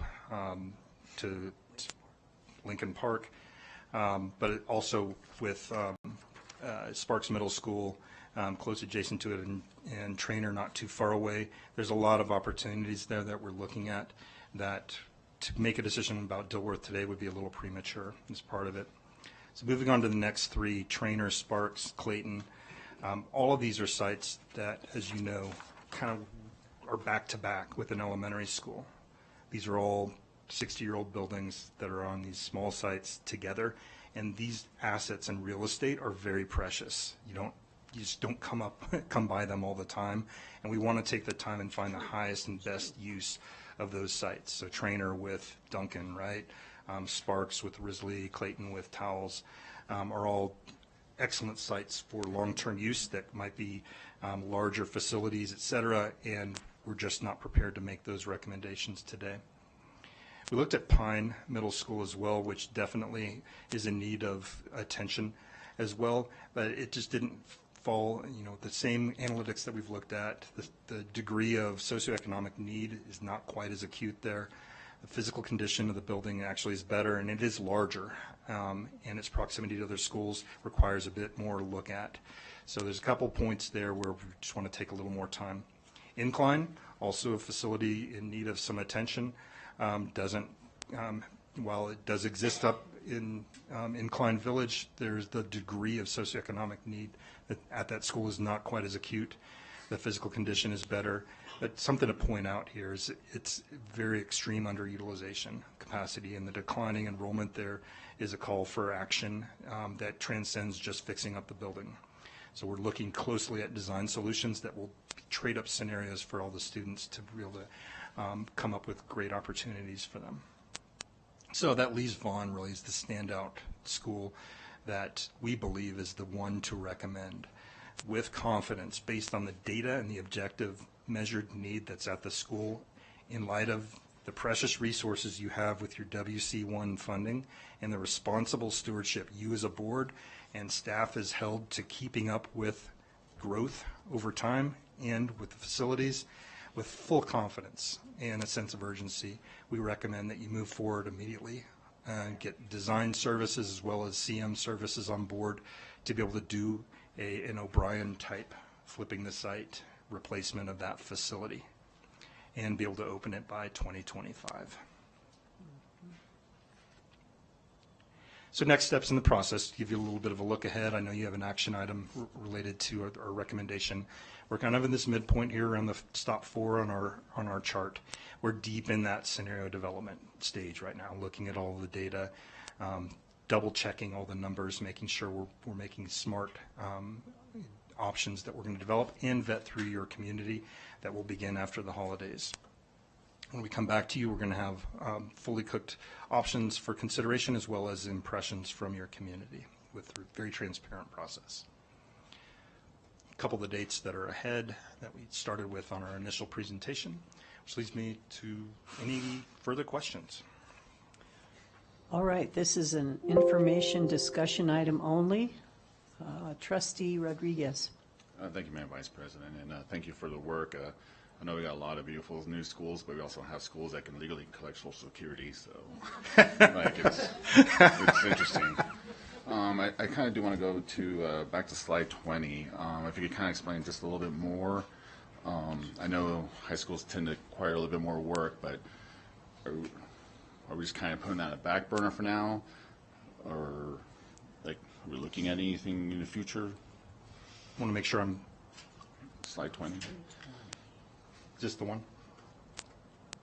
Maybe it's numbered differently. I don't see the bullet on there though. This was just high the school opportunity. renovations require more time. Is basically. Oh, there we go. Yeah. Yes, to come up with a long-term solution for a very complex organism like a high school, it just takes a lot more time for us to think through all the different types of programs that are out there. We're also geolocating all the programs that you have for CTE, et cetera, to make sure that we're finding opportunities to actually expand access to your communities and looking at all the transportation implications. That just takes time, and to today, at this early stage, provide a confident recommendation for an early project. I just couldn't do so with a high school. All right. But we could come back to that. Yeah, hold tight. We're coming with some awesome stuff. And slides 9 through 12, one thing that I find a little bit of alarming, safety and security is like one of my biggest priorities, I know as all of us. What are we doing to look at completing single point entries for all our schools, or what are we looking at? Can you kind of just give us a little bit of an update? So that has a lot of different measures within it. Some of it's just inherently where the school is, like the distance from emergency facility, fire and police stations is one of those implications, whether it's in a flood zone and prone towards any sort of impacts there. But a lot of it are the obvious things you would think of in terms of single point of access, et cetera. And actually, there's some new data that we're going to weave in there that takes into account blast-proof windows and those sorts of investments that the district has made on some schools that would definitely be able to, be actionable in schools that haven't had it. The separation of drop-off from, the bus lanes is an important one for pedestrian safety, aspects like that. But by and large, your staff has done a really good job of keeping things up. But there's always new improvements, and they're always looking for great ways. Okay. All right. Thank you. Trustee Smith. Thank you, Vice President Nicolette. So it's my understanding, just to clarify, that we didn't open 5.2 and 5.3 together. It's just this for the moment. Correct. So I want to be completely clear to everyone that's listening, and that is that I fully champion this recommendation to prioritize Vaughn Middle School. And this is not easy. There's over 100 schools in our portfolio, and it is a difficult decision to find which one comes first. But Vaughn Middle School is a moral imperative for the Washoe County School District. We visit all of our schools in our area. When I visited Vaughn for the first time with Principal Lobkowitz, I had to go to the bathroom, which happens sometimes. And that is when I learned that there is one bathroom for every staff member in that school. And when I say one bathroom, I don't mean one bathroom with multiple options. I mean a toilet. And I don't mean to be so direct, but when we look at finding the top of what it is that we need to focus on, Vaughn Middle School absolutely reflects that. When we opened the expansion for SWOPE, I said something, and that is that where you learn is almost as important as what you learn. And the students in Vaughn Middle School and that community around it deserve an educational system that reflects the investment that we have in them. And so I know that this is not the action item, but I want to be clear and emphatic that I fully support this, and I look forward to that agenda item when we get to it. Thank you. Thank you. Yes, thank you. Trustee Church, and then Trustee Mayberry. Thank you. Number one, this was a long presentation. I did my homework, but I hope there's not a quiz, because I probably won't pass. But let me see if I understand this right. We haven't opened 5.2, but if and when we open that, this is discussion only. Does that help? Does that mean we're funding Vaughn? Can I clarify that? That's correct. Okay. Partially funding, right? All right, because again, I see this presentation discussion only. Okay, let me start my first question. Just a How moment, does this affect Trustee Debbie Church. Smith? Just a moment. I saw Chief Searcy's light go on. There might be a clarification. Sure, if I could, Adam Searcy for the record. These are recommendations that have been presented and were approved by the Capital Funding Protection Committee, and oftentimes the format in which we present this material is through informational and items for information and discussion, such as this one, in support of a separately agendized action item. And so that's really how these interplay. The content of this presentation and the discussion is to inform the recommendation in what is technically titled 5.02. Okay. All right. Yeah, I was very confused, which is easy. So tell me how this affects the Debbie Smith Academy. It doesn't affect that at all. That project has already been programmed and is actually under construction as we speak. I will say this document. Okay. And then moving along to Vaughn, I agree 100%. This was the low-hanging fruit. This is the red flag. I also did some research, and the last ECFR, and we're a year behind, we've got a delay on the new one, shows Vaughn at 90% capacity. If we rebuild this, will we be increasing the capacity?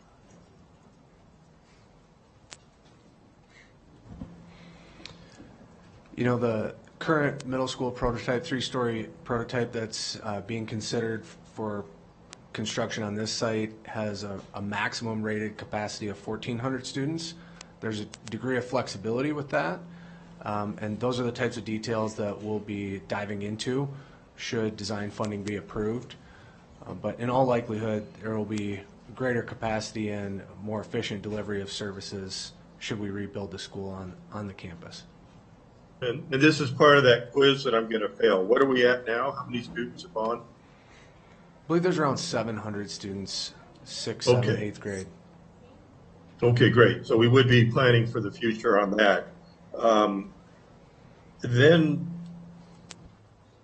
on Vaughn, so I'm very confused. We're going to basically do the O'Brien approach. We're going to tear it down and build a new school, but we're going to keep school open. Can you go over that again for me? Absolutely. The recommendation is to. Hold on a second. Yeah. Is this, what is going to, I'm trying to read item 5.02, and this, it feels like we're starting to deliberate about a decision related to 5.02 as opposed to a discussion. So is 5.02 have, what school are we talking about here, Vaughn? Vaughn. Vaughn on it? Is that part of the program for Vaughn, and that would be part of the approval process for Vaughn? So I would suggest that you open 5.02 and allow them to either close 5.03, open 5.02, or open 5.02 coinciding with 5.03, but this is starting to get into a deliberation discussion. Yes. And this is only a discussion-only item, and my fear is that, albeit good questions, other trustees are going to want to begin to chime in, and that's literally the definition of deliberations, which we're not agendized for. So we have to do one or the other. Correct. It's up to you. And I actually thank you for supporting my decision. We're going to close 5.03. Thank you for the information, the nod at discussion, and we're going to open 5.02. Do any other trustees have questions on 5.03? Okay, do any other, yes, I do. all right. Yes, So this is about the modernization plan, nothing else? that's right. Okay, thank you. Thank you, Madam Vice. Thank you. You presented a lot of data. I'm curious if you can you enlighten us at all on, is there a facility that is better in terms of providing conducive, positive behavior for students, notwithstanding a new school?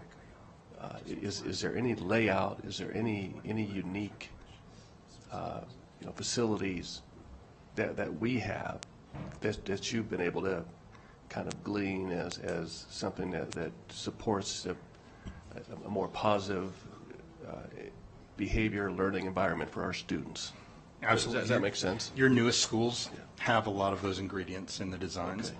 It's having transparency into the learning suites from the corridors, which actually aren't just for passageways. These are actually spaces that can be utilized for impromptu interventions, small group, project-based learning activities, et cetera. It just creates a culture of accountability as well as learning on display. And it fosters the sort of collaboration between the adults so that they can plan and overhear each other's conversations when they're in the professional learning center, and not just in their little kingdom of the classroom. So that sort of design is best practice that we as architects advocate for in our design work that we do. So clearly an older school that's inefficient, it's has the opposite effect. I mean, can you crystallize any examples? Oh, exactly. I mean, daylighting is a huge thing. It Okay, just speaks to us as perfect. human beings. Just like you worked in a basement before where you're there for a whole day and you feel like you're turning into a mushroom. Well, this is what we do to our staff and our students every day in some older facilities. And it's something that we just do not build schools that way anymore. And it's just objectively measurable how academics, learning, and performance from students, as well as just mood and climate surveys that are done, are objectively tied to the facilities. Thank you. Trustee Woodley. Thank you, Madam Vice Chair. Staff, I just want to state for the record, first and foremost, I really appreciate this presentation. even more I appreciate your comprehensive approach to this modernization plan. The ability to assess students with the highest needs, inadequate facilities, and at the same time considering shovel-ready projects by 2025. Having experience in construction and development, that's amazing. I really appreciate the comprehensive approach and the in-depthness that you guys took in assessing these different schools. So I just want to say well done, and thank you very much for taking that approach. Thank you, Trustee Woodley. Thank you. And Trustee Church, I just want to make sure that any further questions you have relate to the modernization plan or can wait for 5.02, because I know I cut you off. Yeah, thank you. I don't know. I understand legal's concern. That was in my mind as well. So I guess I'll hold off on the bond. On the Wooster, and again, cut me off if I think I'm okay talking about this. So let's move over to Wooster High. Are we talking a rebuild on that, or are we talking, what do we want to do with Wooster? We're still in the middle of analyzing that campus among all of your comprehensive high school campuses. If you remember the scatter plot there, how you have Hug way up here and everyone else, you have set a high water mark that really is the standard for your high school portfolio. And probably in sequence, there's going to be improvements like you've already started with the Debbie Smith campus, which is a twin to the Worcester campus. The only thought, and I wasn't prepared for this until you started talking about it, Worcester, in my little brain, would be an ideal location for a future admin building. But then where would we put Worcester? I'm just kind of talking out loud. But when you started talking about how bad Worcester was, in my brain basically means tear it down. That's just something to think about. That is an ideal location for an admin building, but it's a very small stamp, very, very small stamp for what I see for a high school. But again, where would we put it? But yeah, that's just a comment, just a thought. Thank you. Okay, thank you. Thank you, Trustee Church. Pleasure of the board. I will close 5.03 and move backwards to 5.02. All right. This is an action item. Just got a few remarks, and of course we've got the attachment A. For those of you who are less familiar with this particular document, I want to draw your attention to the list of projects on the left-hand side of the page. These project descriptions, with only a couple of noted additions, are taken verbatim from the 2016 WC1 ballot initiative.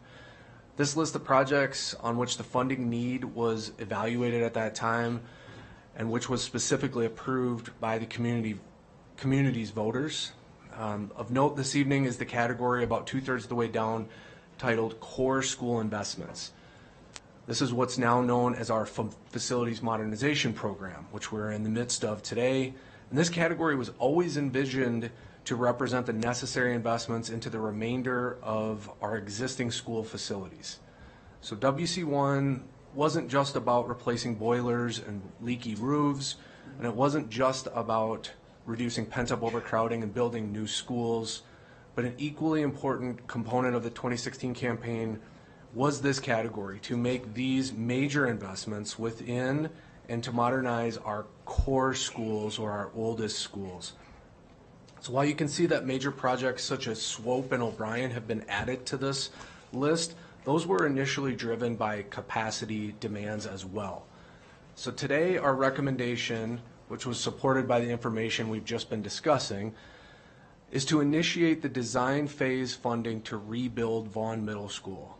This represents the opening lines in the next chapter of WC1. When we look at overcrowding and enrollment across the district and statements are made about promises made, promises kept, it's tempting to conclude that our work is nearing completion.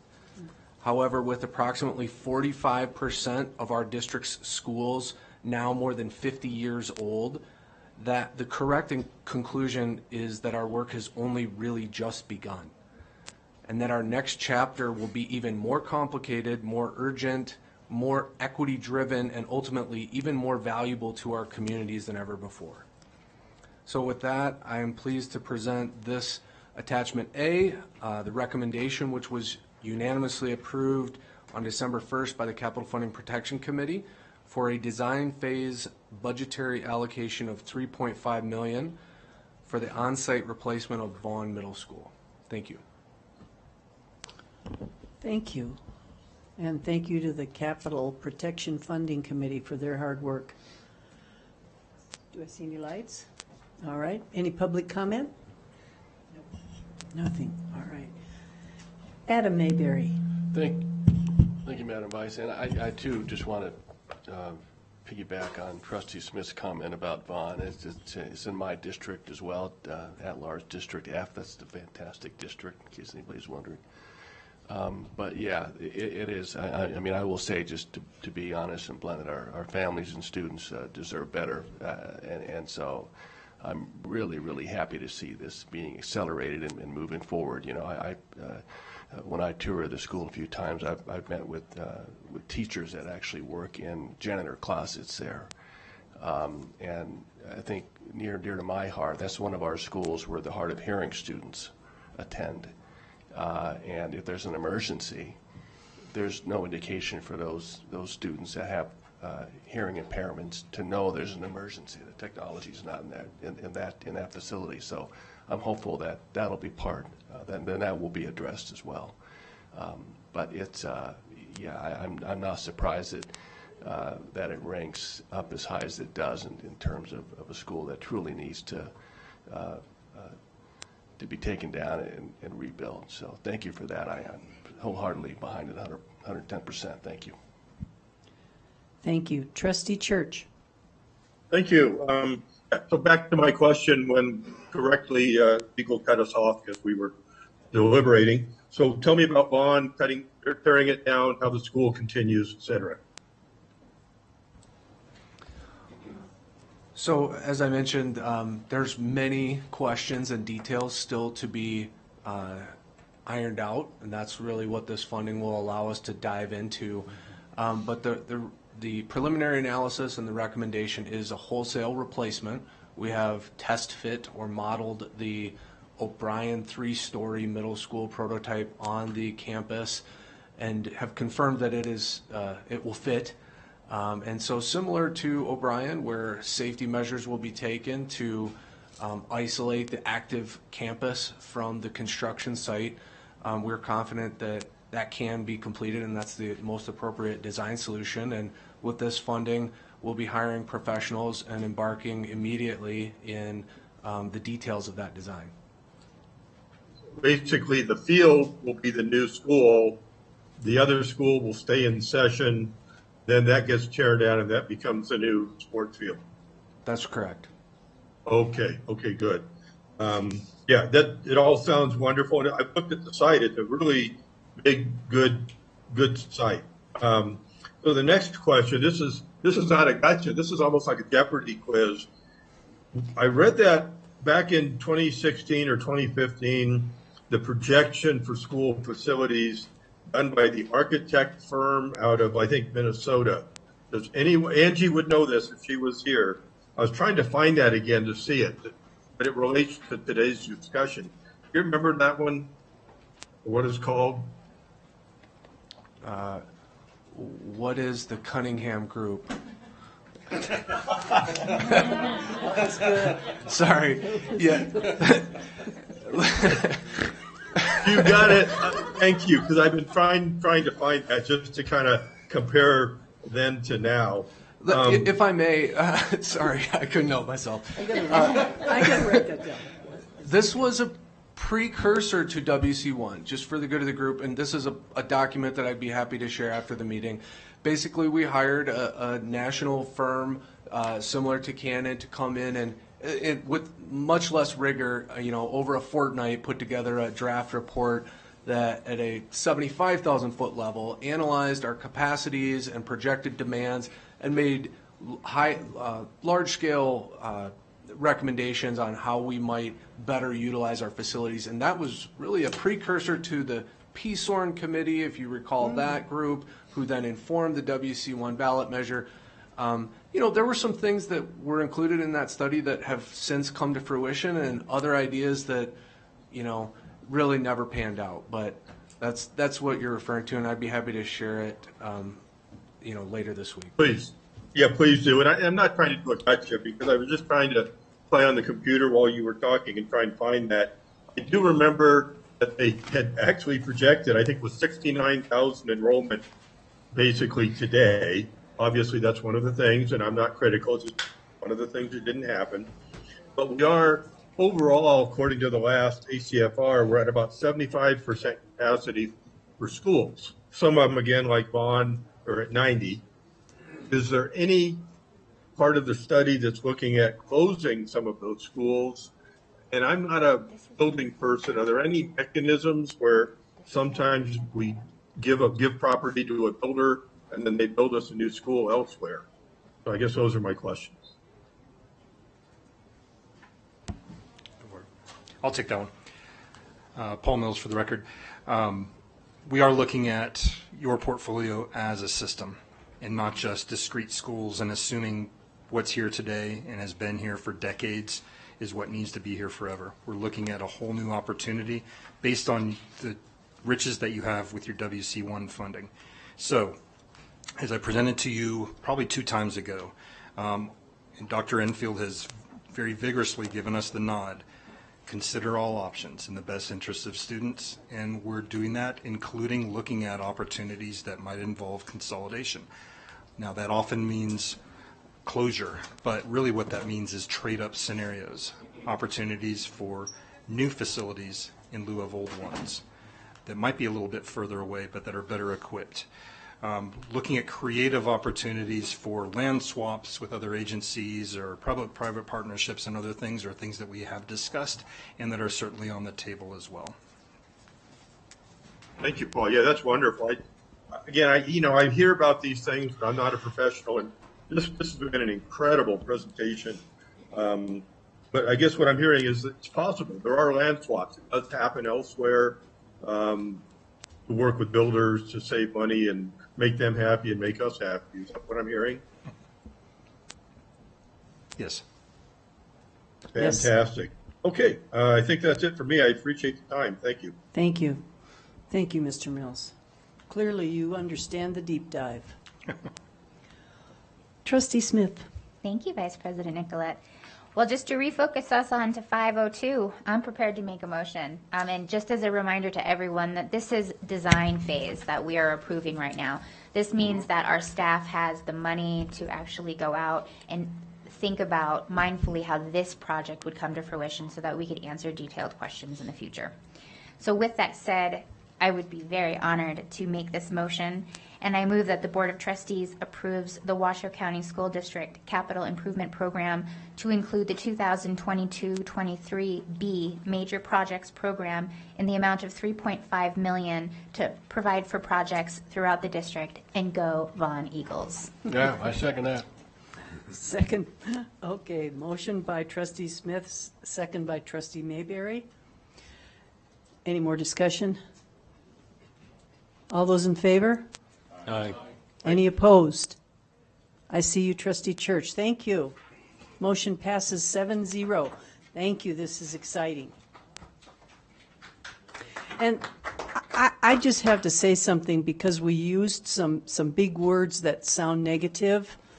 And although this school and many schools need some changes, the curriculum and the activities and the support and the teachers and the staff and the families and the students at Vaughn, they muster through it anyway, given that we need to build a new school. It's an awesome community.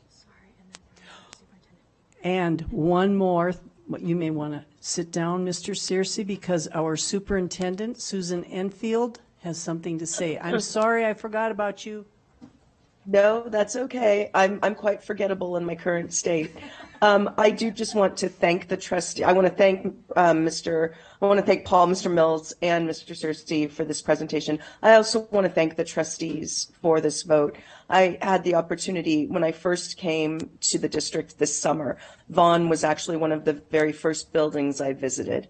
And I am no expert in school facilities either, but I think as Trustee Smith so eloquently said, it was just glaringly apparent that this facility was in need of replacement. And I had the opportunity at the Redfield Community Outreach Lunch last week to speak with Mandy, the principal there. And I want the trustees to know that this vote has already, I think, given hope to the staff and the students at Vaughn, and will be sort of a shot in the arm that they know that this investment is coming, and that they will continue to soldier along as they do so bravely and brilliantly. But I just want to thank you, because this is a big deal for our Vaughn community. Thank you, Superintendent Enfield, and please take care of yourselves. You are needed. All right. Wow. That was exciting. Okay, 4 o'clock. Yes. Thank you.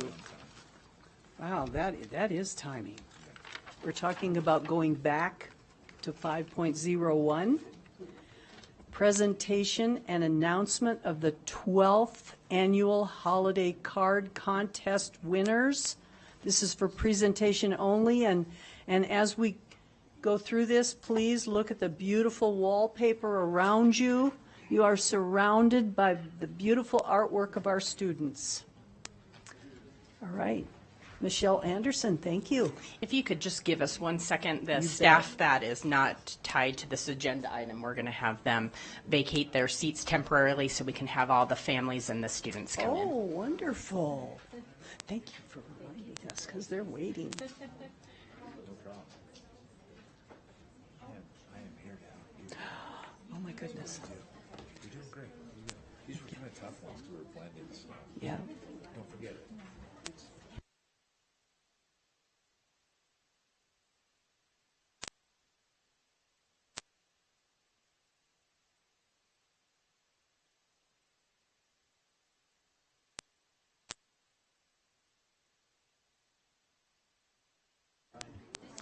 I also need my co-presenter, and she's helping bring in the family, so it'll be just a quick second.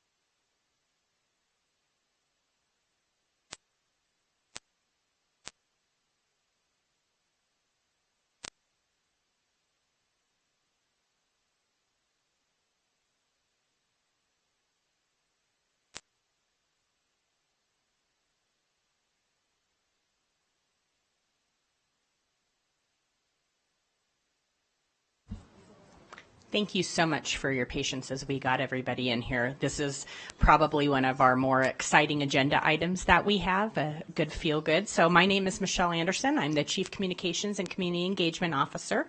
And with me is Melissa Gillis, our Graphic and Communications Specialist. As Vice President Dr. Nicolette mentioned, look around the room. We have some outstanding and extremely creative entries this year from our wonderful students. The purpose of our annual holiday card design contest is to promote visual arts in the schools and to engage our students, our families, and our community members. The annual program is conducted by the Office of Communications and Community Engagement, and offers Washoe County School District students the opportunity to submit drawings or artwork for the district's annual holiday card. The winner's artwork will represent our warmest wishes to the community through electronic and printed cards. This is the 12th year that we've conducted this contest, and I would be remiss if I did not mention that Melissa has managed the project for 9 of those years. As you can imagine, it is quite an undertaking, and she does an outstanding job with it.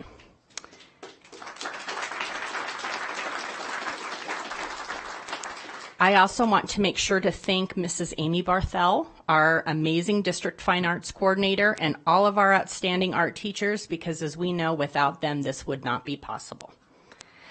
This year, we changed up the competition a little bit by adding a 4th division to split up our elementary level and give those younger students a better chance to win. And we are excited to start recognizing those winners, and I'll turn it over to Melissa. For the record, Melissa Gillis, Office of Communications and Community Engagement. As Michelle touched on a little bit, our rules for our contest is the artwork can be a painting, drawing, photography, or computer-generated design, really almost anything or a combination of those. This year we received 812 entries, which was great. The winning artwork is used for the district's holiday card that is sent out to the community via like snail mail, and then we have an electronic card that goes out via email to our community. We started with our 812 entries, and our department narrowed it down to 12. So it was 3 from each of the 4 different age groups. And then those finalists went to the Office of School Leadership, and they are the ones who voted for the winners. Michelle gave me credit for running this contest, but actually everybody in our office has some role to play. Almost everybody does at least a few things in connection with this. I could never do it by myself.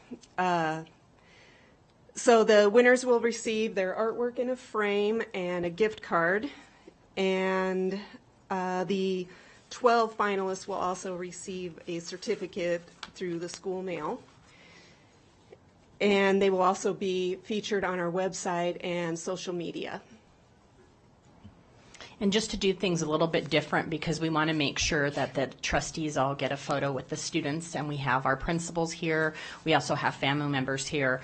Melissa is going to go over all the finalists, and then also who the winners are, and then at the end we'll have each of the winners come back up with their families, with the principal, and with all of you to take those photos, just to be a little bit more efficient. So back to you. Okay, so this is the fun part. We get to see all the finalists and winning entries. Our first kindergarten through 2nd finalist is Sabrina Kahn. She's a 1st grade student from Huffaker Elementary School, and we thought this was a very creative entry. It was one of our few that actually used sort of a collage concept. She drew the different elements out and then cut them out and glued them on a piece of paper, and it makes it very colorful and fun, so we enjoyed that one very much. And then our 2nd finalist in kindergarten through 2nd is Sophia Renteria, a 2nd grade student from Stead Elementary School. And this is very whimsical and endearing. I think when we think of little kids' drawings, this is what comes to mind. It's just very fun. I like how she used crayon and marker together. I thought that was very creative, and the use of colors really cute. And then our winner from K through 2nd is here, and her name is Arya Lumley. She's a 2nd grader from Melton Elementary School.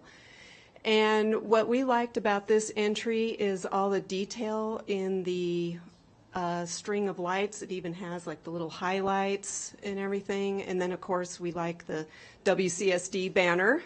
We always want to plug ourselves as much as we possibly can. So Arya, would you? If Aria would come up and come and collect us, and like I said, we'll call you back up in just a minute for those big full photos.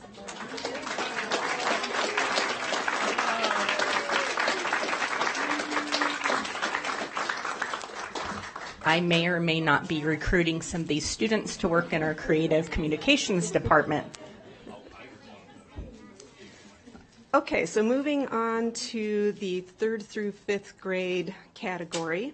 Our first finalist is Claire Kinney from Collin Ranch Elementary School, 5th grader. And we loved this very colorful entry. It kind of has an anime sort of feel to it, cartoony, very fun.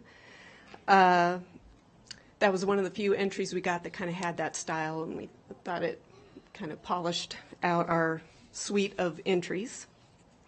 And then our second finalist for grades 3 through 5 is Lucia Macaluso, a 5th grader from GOM Elementary. And we loved the cute gnome, and I especially liked how she did the hand lettering. It looks almost like a typeface on a computer or something. It looks very expertly done. And then our winner from grades 3 through 5 is here, and it's Ayla Naima Hicks, 5th grade from GOM Elementary. And I think you can tell how well done this is just by looking at it. It's, if anybody has ever tried to work with watercolor and those types of media, you know it's very hard. It's just very beautifully done, and I have her.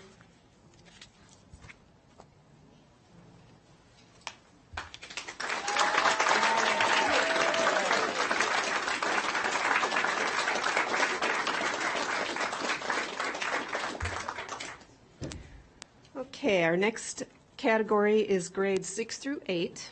And our first finalist is Leah Golish, a 8th grade student from Hers Middle School. And this is a wonderful example of computer-generated artwork. And you really have to look close to see that it's not actually hand-drawn because all the detail in it is really amazing. We didn't actually get that many computer-generated entries this year, so I thought this was very impressive, particularly for an 8th grader. And then our second finalist for grades 6 through 8 is Tudor Manea, an 8th grader from Swope Middle School.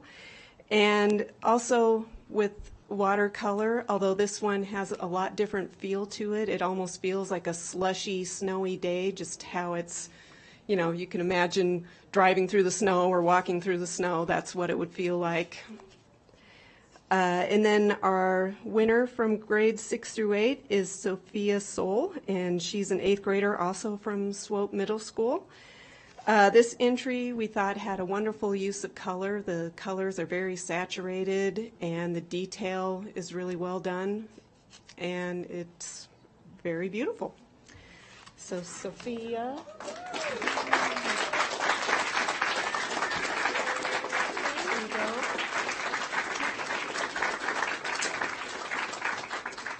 And then our last category is our 9th through 12th grade category, and this entry was done by Jessica Rosales Crisp, an 8th grader from Washoe Inspire Academy.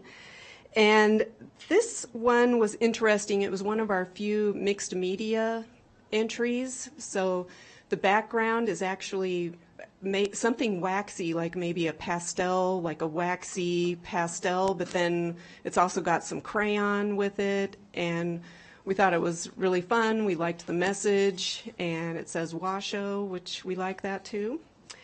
And then our second finalist from grades 9 through 12 is Adelina LaForge.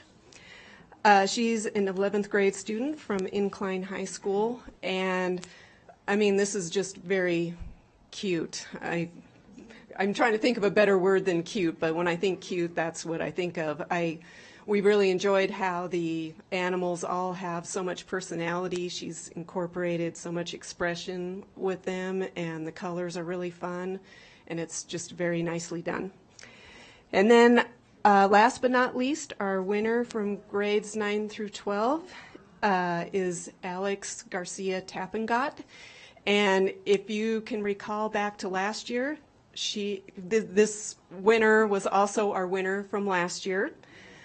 So I think that says a lot right there, what the talent Alex has. And we loved this entry because of all the detail and the texture, and especially the colors are very vibrant and beautiful. So she's definitely one of the most talented artists in the district.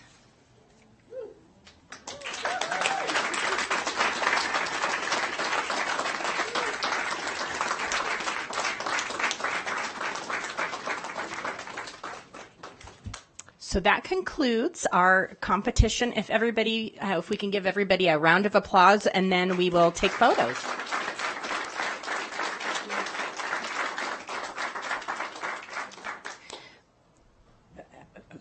I just want to add one thing. I am not sure who or how many put up all these fabulous pictures, but they're stars. Thank you for putting all those up so we could all see them. Thank you. All right, we will take a 15-minute recess. During the photos, we'll do that, yeah. Mm-hmm. Is it, yeah. Recess to do the photos. Recess to do the photos. Did you do this? Yes. Thank you so much. You're welcome. Oh, these are your homemade ones. So good. I remember these from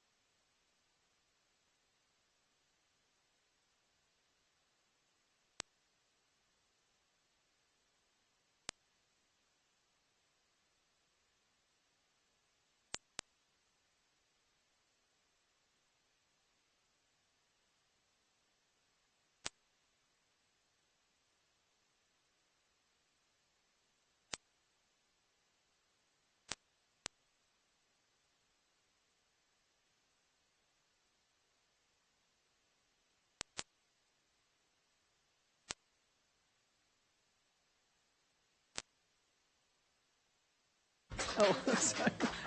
At least you heard me.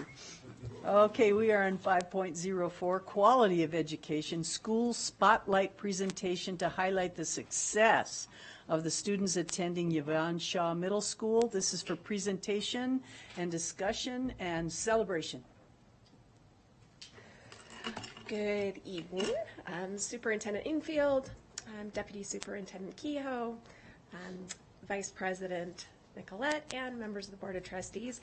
It's hard to follow that act that was just presented, but I think I've got something just as good in store for you. It is my absolute honor to present the next Student Spotlight School this evening.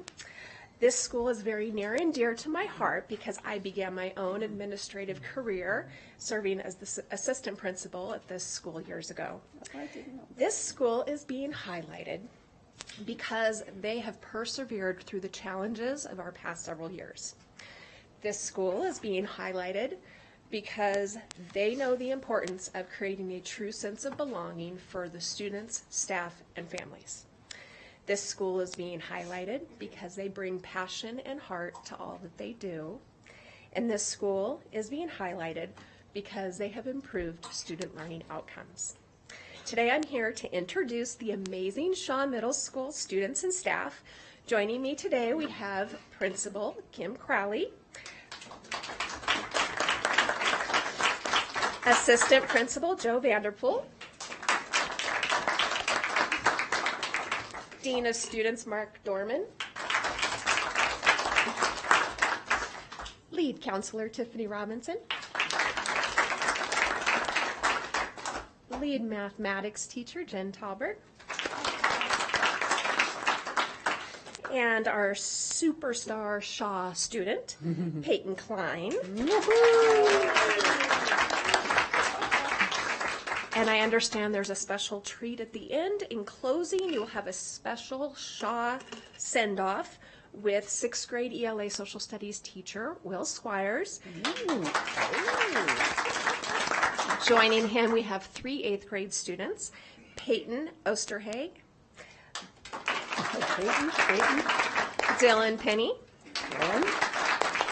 and Macy Charlebois. You're in for quite a treat, and I'm sure by the end you will see just how amazing this staff is. I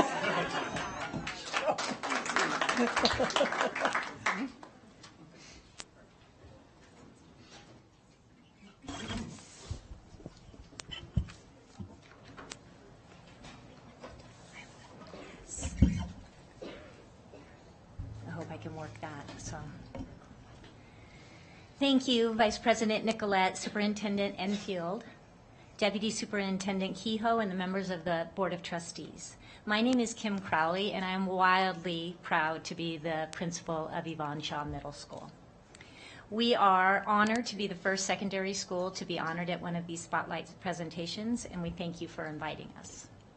For the next few minutes, we get to share all about Shaw, and there is no better way to begin than to recognize one of our own students. I'd like to introduce to you Miss Peyton Klein, our Washoe County School District student superstar. Hello, Peyton.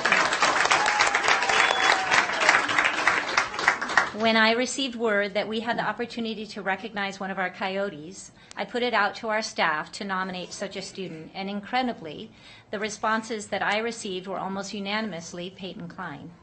Our teachers and staff spoke not only about Peyton's excellent academic work, her work ethic, and her engagement in learning, but even more so, her leadership here at Shaw. Peyton is the very first person to walk up to a student she notices is new to Shaw, introduce herself, and ask if that student needs any help adjusting. Students and staff alike share how extremely kind, giving, and joyful she is to every single Shaw student and every single adult in our building. I asked Peyton to share a bit about what it means to her to be a Shaw student and how Shaw has readied her for the next stage of her academic career and her future goals. Hi, my name is Peyton Klein, and I'm an 8th grade student at Shaw. I've lived in Spanish Springs my whole life. I attended Jesse Hall Elementary School and now Shaw. I live at both my mom and dad's houses, and I'm lucky to have 2 additional step-parents that live with me. Mrs. Crowley asked me what made Shaw a special place for me. To me, the most powerful thing while being at Shaw has been the student spirit. When we have Spirit Weeks, dress-up days, most of the students participate and it makes it fun. I love Shaw because of the teachers. I love how they truly pay attention to your problems and needs and they focus on you. They have helped me through my struggles, and I think all middle schoolers have some struggles. What has helped me become a future leader has been others. Other people have helped bring me to where I am. They build me up every day and tell me great things that I do. For example, someone will compliment how nice I am to people or tell me they like my outfit. And this brings me up and makes me realize that I belong at Shaw. I would like to do that for others. I think that in the future, when I am a leader, my goal is to make those around me feel beautiful in their own skin. If I can be a future leader, I think we all can. Thank you for this honor and opportunity to be here today.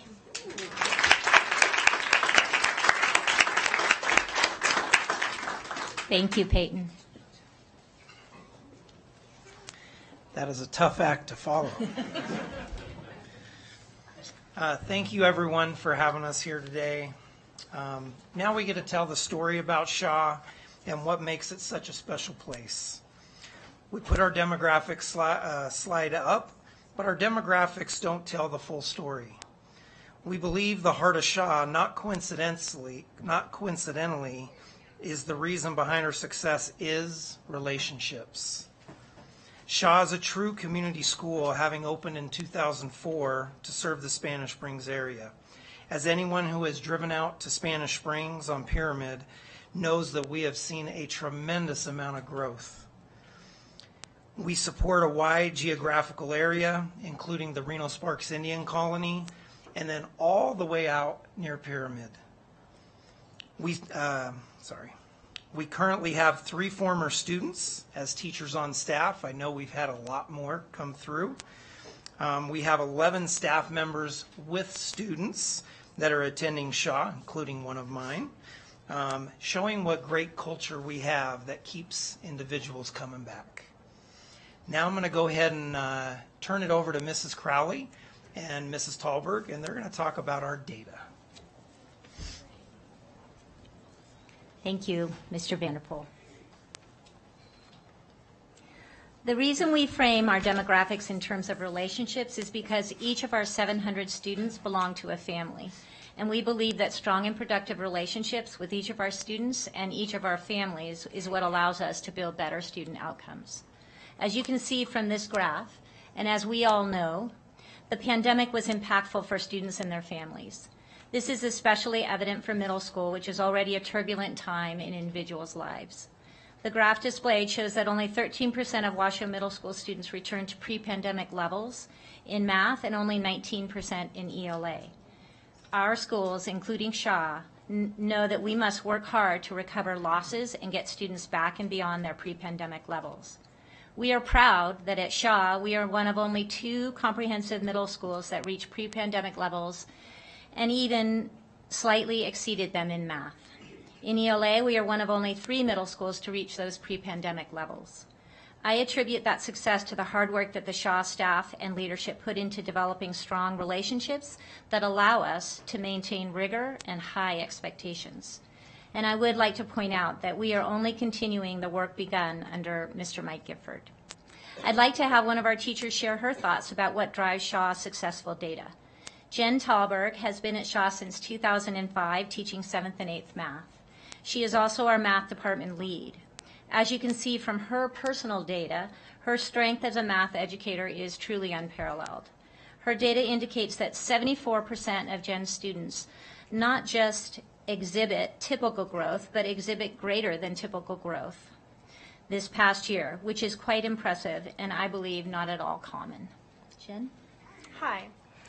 So I'm the department lead at our school, have been since a few years after it opened. It has always been my focus to standards driven and with high rigor, accountability of teachers and students, and through effective PLCs, we are data driven and use that data to allow for constant reflection. I'm lucky to work with a group of teachers who support this. Our department has always spent extra hours creating homework, lessons, assessments that use multiple ways of teaching and answering questions that then they use on the SBAC. SBAC uses multiple select, true, false, find the error, create your own problems, explain and support your own answers. And I've created assessments that match those same questions and lessons so that all the teachers at my school can deliver the same quality of education that they're going to then have to perform on the SBAC testing. Over the pandemic, instead of assigning students to an online program or giving them packets to use, I sat down with my department and we came up with an idea of recording our lessons. The teachers then recorded daily lessons for all the students who were learning from home or the students who were excluded. And so we continued with the same high-level education all through the pandemic. We did not slow down the curriculum and we did not lower it either. So all the students at our school got the same level of education regardless if they were at school or they were home or excluded. Then to extend it further, last year we created weekly homework assignments that practiced concepts students missed over the pandemic and gave extra help with the current material. Finally, we knew that there would be a group of students who were significantly below grade level due to the pandemic, so us teachers got together and decided we would give up our prep periods and teach math support to these kids struggling. That has been very successful. The kids love those classes because they're feeling success in it and they're slowly getting caught up to grade level. All of this, along with a department that has focused on data-driven PLCs on a constant basis, has allowed not only my students, but our whole department students to be successful in math. Speaking on a personal level, I do believe the reason my students make exceptional growth each year is due to the endless hours I spend on knowing my students and their levels and tailoring their homework and lessons to their needs. Each weekly homework assignment is data-driven, meeting the needs of the current students, and in these homework assignments, they do everything on their own. They watch a video that I have created that helps them correct their own work so they are learning from their mistakes, erasing their work and answers, and learning from it immediately. Then I can see and they can see on a weekly basis what they need more help on, what they're struggling with, and what they're succeeding with. I believe constant practice and review allows students to catch up to grade level, and by the end of the year, most of my students are at grade level wherever they come to me with. Even today, I still create lesson videos for absent students so they don't fall behind and spend countless hours creating homework that is tailored to their personal needs. I know my students are successful because of this, but I also know that the extra time I put into teaching isn't something that I nor the school district can expect from other teachers. That is why I'm lucky that I work with a department of other teachers who are as driven as I am and want to help the students at our school and meet their personal needs. Putting the needs of students first is our main goal, and I'm glad that the testing results support our dedication. Thank you. Thank you, Jen. Thank you.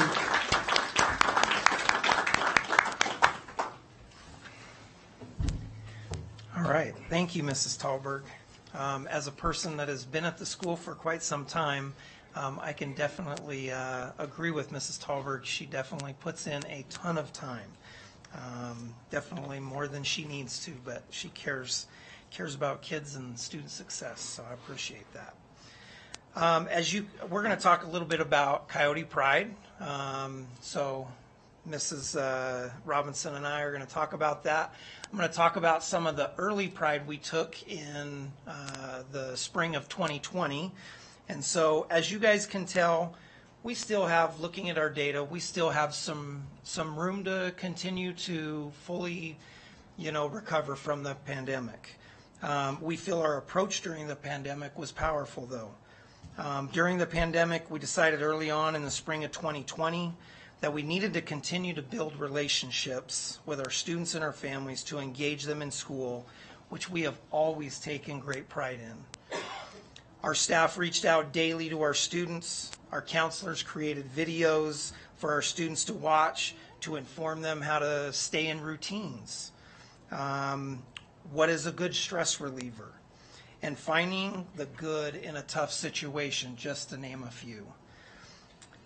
If you've seen these videos, you would know our counselors dressed up in these videos while performing skits that kept all staff and students waiting for the next one. As we started planning for the 2021 school year, we needed to make some important decisions about how the schedule would look for supporting students academically during a hybrid learning situation and a full distance, and with students there every day. This was definitely a critical moment for us in our decision process and what results would be, we felt. We had to make that decision. Do we use the online resource for distance learning that year? Definitely would have been easier for teachers to go and make that decision. But we had to make that decision. Do we use that online resource, which was called Edgenuity?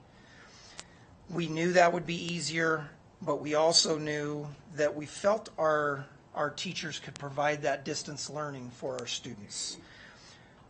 Throughout the years in our leadership team, we had always talked about the main purpose or main focus of our decision making was doing what was best for students.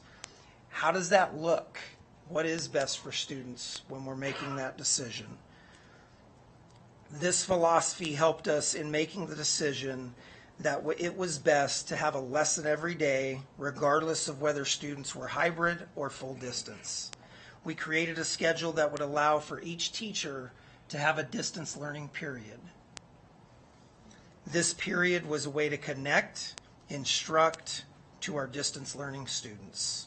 This was a lot of work.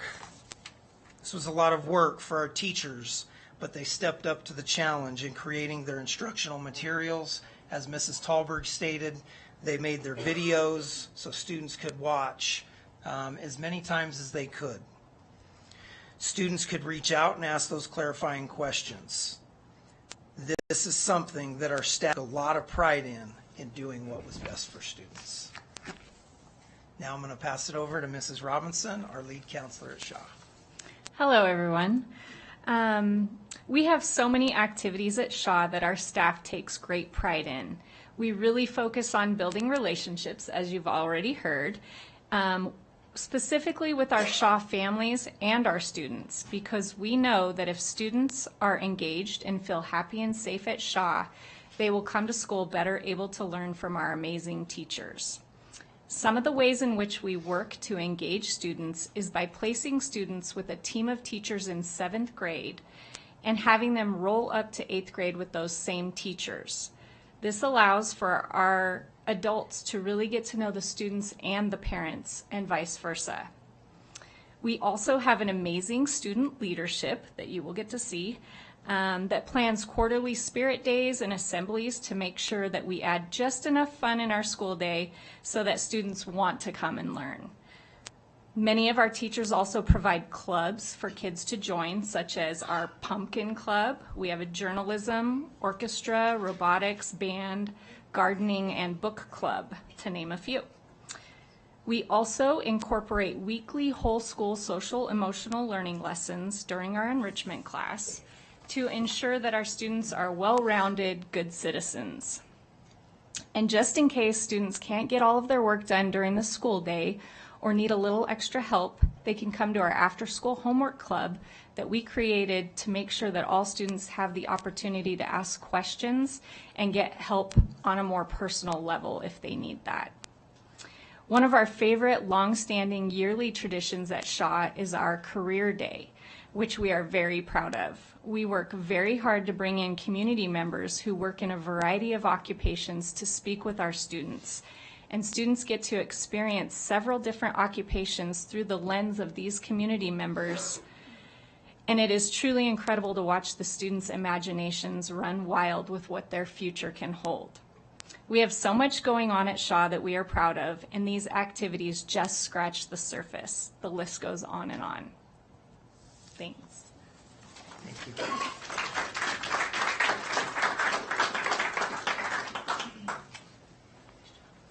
Thank you, Tiffany and Joe. Finally, we cannot neglect speaking about those students who are struggling and who are not feeling connected. And they are at every school, in every SES level, and at every location. We know that our job is to connect with all students, not just some students. As such, we focus heavily on meeting the needs of students who may be struggling. Our Dean of Students, Mr. Dorman, will talk about our MTSS process that we've revamped, but we also work hard to connect. For example, we just finished our nesting activity in which we ask our staff to identify any and all students who they feel they don't know enough about. And that, in other words, that student doesn't have an adult who truly knows them, who is not connected with them. Our staff, including our teachers, coaches, administrators, office staff, custodial staff, each took one of those identified students into their nest and committed to building a relationship with that child this year. Our counselors send out weekly tips for making that connection with a kiddo. Every one of our students needs at least one trusted adult on site. As you can see, we have much to be proud about at Shaw, but that is not enough, as we all know. We have plenty of work to do still, and our Dean of Students, Mark Dorman, will share those areas of growth with you. Awesome. Thanks for having me. Thanks, Kim. I'm super proud to be a Shaw staff member. I've been a teacher for social studies and STEM for 7 years, and now I'm the Dean of Students. I'm kind of crawling right up there, and I'm definitely invested in our past, our present, and future.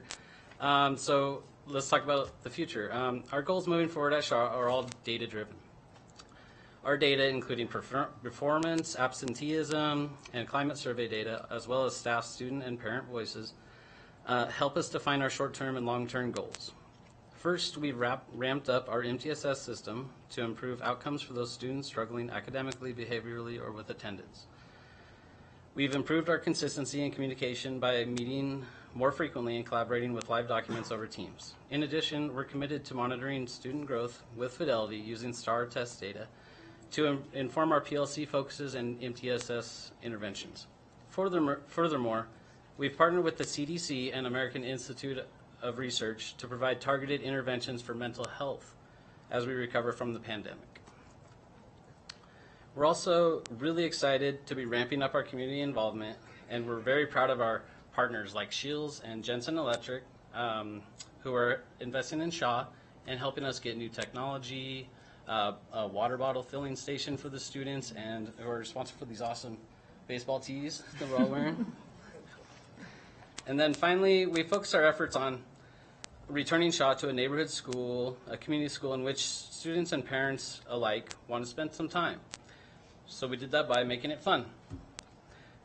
We've enhanced our PBIS system to give students many rewarding opportunities to have fun, like activity days, field days, color runs, school dances, bingo nights, just to get people in the building having fun. To bring families into the building, we really returned to encouraging parent chaperones and parent volunteers and parent participation in all of our events. And we're super excited. We have lots of plans for the future, and so more fun to come. Absolutely. Thank you, Mr. Dorman. We want to thank you for letting us give you just a glimpse of what makes Shaw such a special school.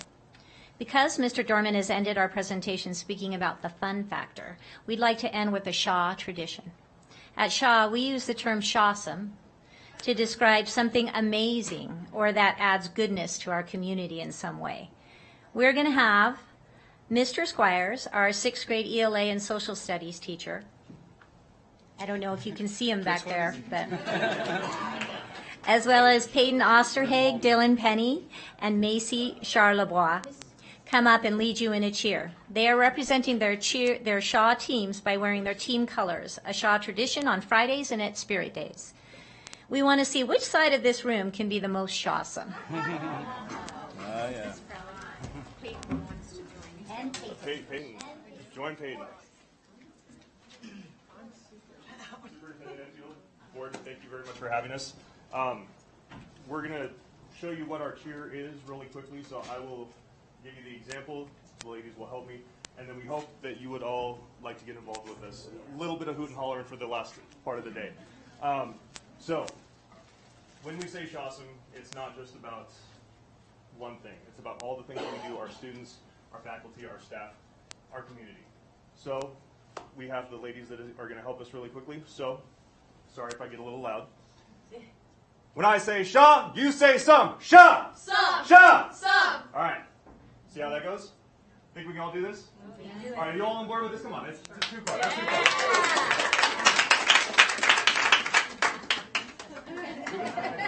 far. All right. So, we're going to do this side. We'll go from this side right here Over here, we are going to be the Shaw. Over here, we are going to be the Sum. All right. And then after, we have a special little bit afterwards to help round us out. So, when I say Shaw, you say Sum. Shaw, Sum, Shaw, Sum. Oh, we got to do that one. I'm sorry. We got to do that one more time. I'm sorry. I know. Yeah, you need the hat. Oh, I need the hat. It's not right to wear a hat inside. I'm sorry. I always tell my students to take their hat off. Okay. They're going to pull this up and tell me tomorrow. They're going to be like, you had your hat on inside, Mr. Squares. All right. Let's try it again. When I say Sean, you say Sum. Shaw, Sum, Shaw, I apologize. All right, one more time and then we'll finish it out. When I say Shaw, you say Sum. Shaw, Sum, Shaw, Sum. All right. Now, to put you into our pack, we would really love it if you would just give us your best coyote howl. So, when we say coyote howl, we mean ow!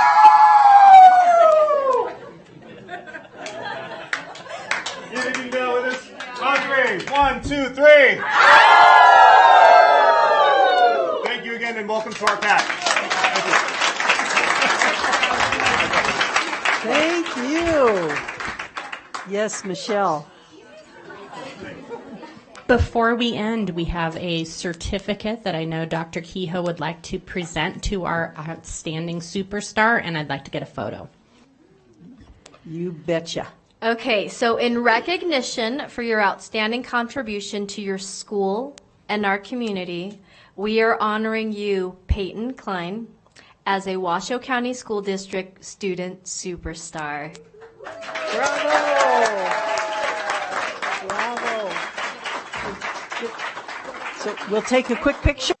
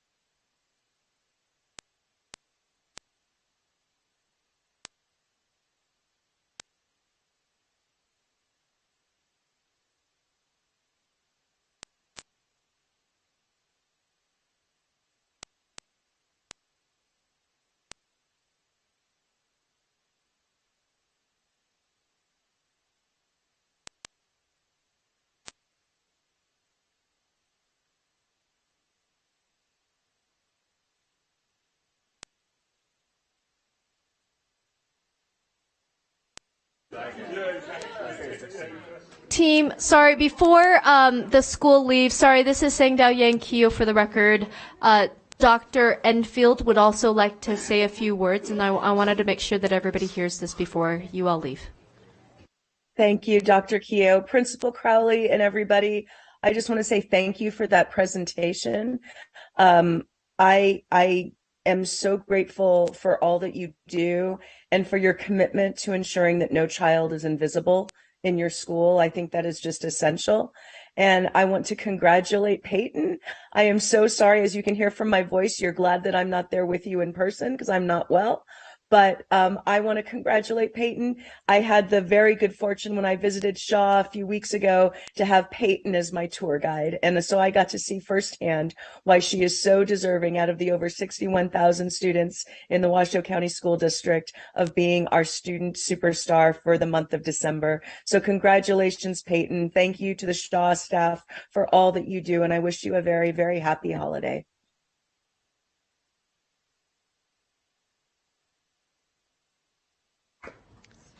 All right. Fills the soul, warms the heart. Moving right along, 5.05, presentation and discussion on the entry plan summary report for Dr. Susan Enfield, Superintendent of Schools for Washoe County School District. This is for presentation and discussion only. Thank you, Vice President Nicolette. I think I've tried to conserve my voice, so I should be able to get through this. Our friend JJ is going to advance the slides for me. Before we get started, just to give some framing for the public who may be watching, I presented my entry plan back in August and promised the trustees and the community that I would share with you what I learned in my first few months here serving as your superintendent. And that's what this report will do. I will offer highlights of what I've learned and also the opportunities, areas where we are already taking action or plan on taking action. JJ. So going back to the entry plan, the three priorities that grounded my work as I came into the district, getting back to basics, making sure that all students are known, challenged, and supported to succeed, building trust with our families and our community, and finally creating a really healthy, supportive, resilient school system where our staff feel engaged and successful. JJ. And this was a three-phase entry plan. We are concluding phase 2 this evening and then launching into phase 3, which will be our strategic planning process that will begin in earnest in January, culminating in June with a plan that we will bring forward to the trustees for approval that will guide our work for the next several years. JJ. So I'm going to start with engaging with staff. Before we leave for winter break next week, I will have been in over 60 schools. I'm aiming for 65. This week put me a little behind, but I'm hoping to make up some time next week. My goal was to get to half of our schools before winter break, so I'm a little bit ahead of the game. It's been the best part of the job by far so far. I've been able to introduce Soup with the Soup, where I go out and meet with the staff, spend time with them, tour the school, meet with groups of students. I've taken our principals out in small groups to hear from them in our soup sessions. And I've had lunch and learn gatherings with different departments across the district to hear from them what is working and what we can do better. And finally, establishing ongoing meetings with all of our employee association partners and building relationships with them so that we can collaborate together to problem solve when needed, but more importantly, to move forward as one, advocating for what all of our staff need as they serve our students. JJ. So continuing with the highlights, you've probably seen the Ducky Awards. Anyone in the district can nominate staff for a Ducky Award for going above and beyond for colleagues or students. We've distributed 13 so far, and we'll be doing some more in the weeks and months ahead. What is, I think, important about this is that I want our staff to know that they're appreciated. I want them to know that they are seen. Fundamentally, as humans, we all want to know that we matter. And being recognized by a colleague and hearing what that colleague said about you, because I read the nomination when I go and present the Ducky, I think is really important. And what this does is it helps create a district-wide culture of celebration and appreciation, which I think is incredibly important for morale. And heaven knows we have so many staff who are deserving of recognition. JJ. And now opportunities. So definitely one of the things that I heard was that people appreciated the opportunity to engage with me, to be heard, to share what's on their mind. So we will make sure that, especially as part of our strategic planning process, we continue with those opportunities. But the other big finding for me out of all of this was a need for us as a system to refocus our entire system on what matters most, and that's teaching and learning. And so how are we structuring our teaching and learning department to support that work as efficiently and effectively as possible? So as you know, I've been working closely with Dr. Troy Parks, our Chief Academic Officer, and in the coming months, he will be working to build this Office of Teaching, Learning, and Leadership. It will include our Associate Chiefs of Teaching and Learning. And as you know, we have really begun to support our area superintendents who oversee our principals to have more time to support our principals as instructional leaders. It's incredibly important if we are going to see the academic gains that we know our students are capable of and that we know we want to see across all of our schools, that our principals have the support to be instructional leaders in their building, not just managers in their buildings, but strong instructional leaders. And that's going to be a huge focus of our work moving forward. JJ. So more opportunities. I've heard a lot about assessments. And in fact, I believe the trustees received some public comment via email tonight regarding assessments. So along with Joe Ernst and Troy Parks, we are looking at all of the district assessments that are given and seeing where we can pare down. And we will, as we reintroduce MAP, so we now have a growth measure. What are some of the assessments we can take away to give our teachers back more teaching time? And are we assessing for the right reasons and in the right ways? We don't want to assess just to assess. We want to assess to inform good instructional practice. Additionally, I heard concerns early on about our district finals. So we hit the pause button on those this year across all of the content areas. And we right now, as we look at all of our assessments, we'll be determining what the future of that is. But I want people to know that we are taking a very close look, and our goal will be to come forward in the spring with an assessment plan for the following years that is more streamlined and contains fewer but more meaningful assessments for our teachers.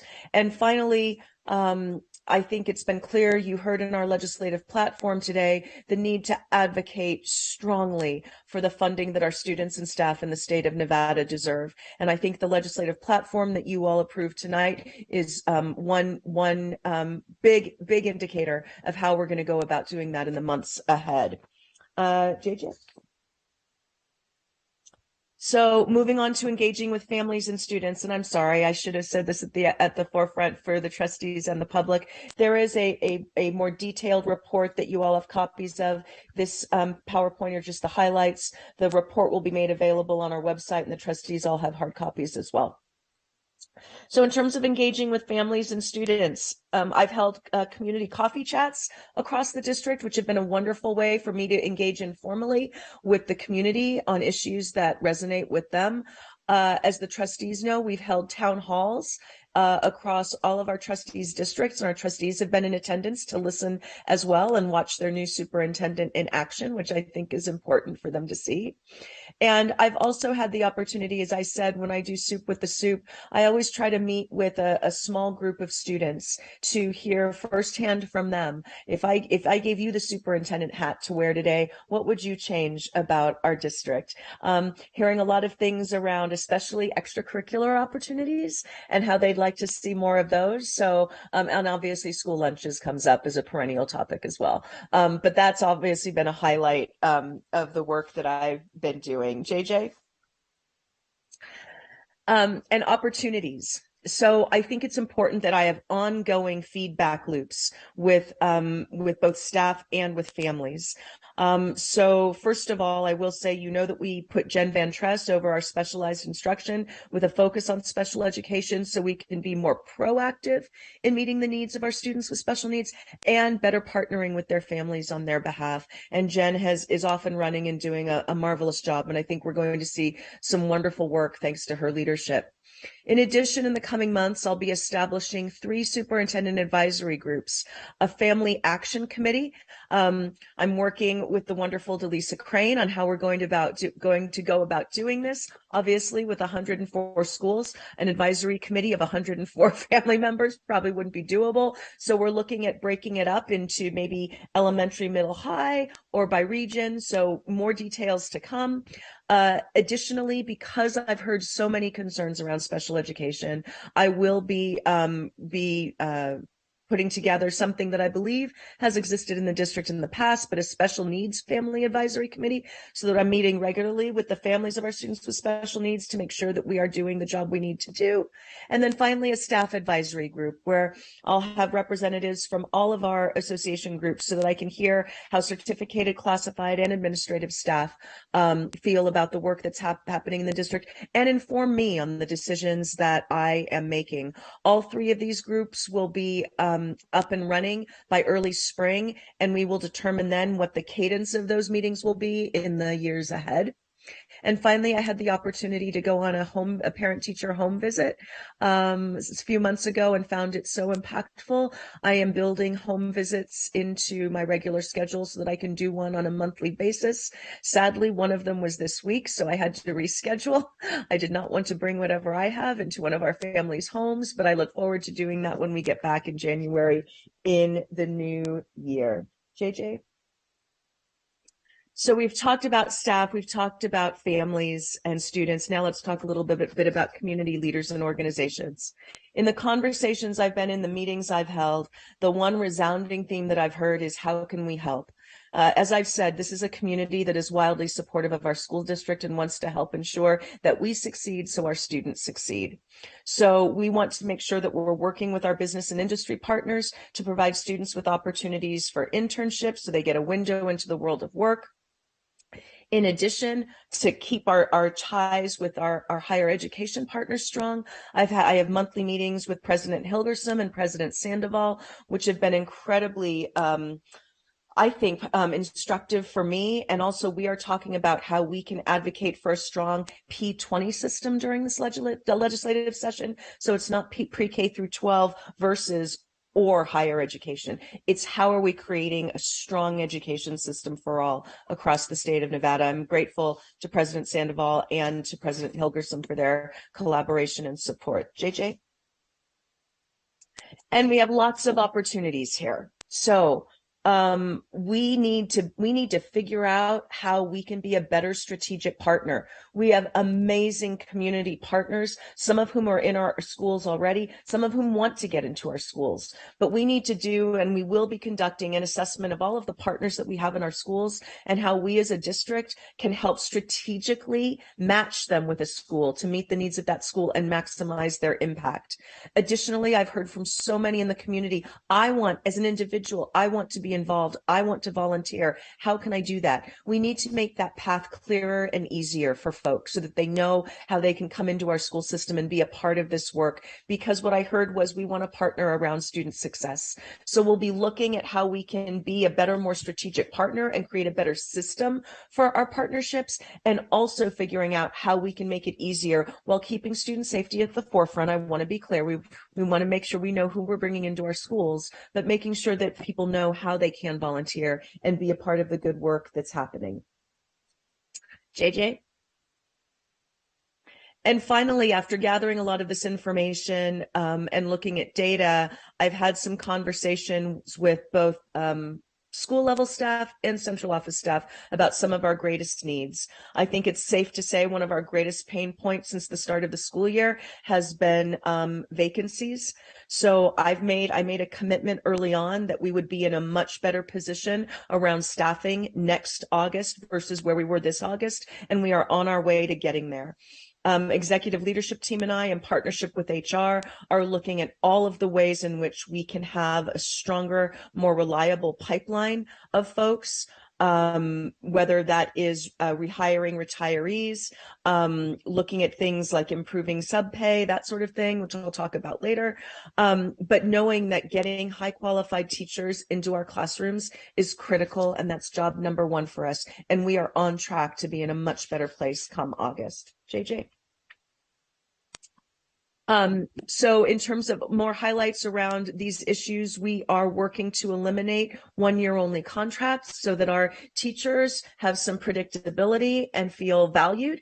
that we want them in our system long term. We're expediting spring hiring. We're shortening the amount of time for new hires to wait for benefits. We want people to have benefits day one when they are hired here. That's just the right, decent thing to do, to tell our employees how much they mean to us. And we are exploring how we can increase sub pay to be more competitive with our neighboring districts. And finally, we are looking at offering contingency contracts to our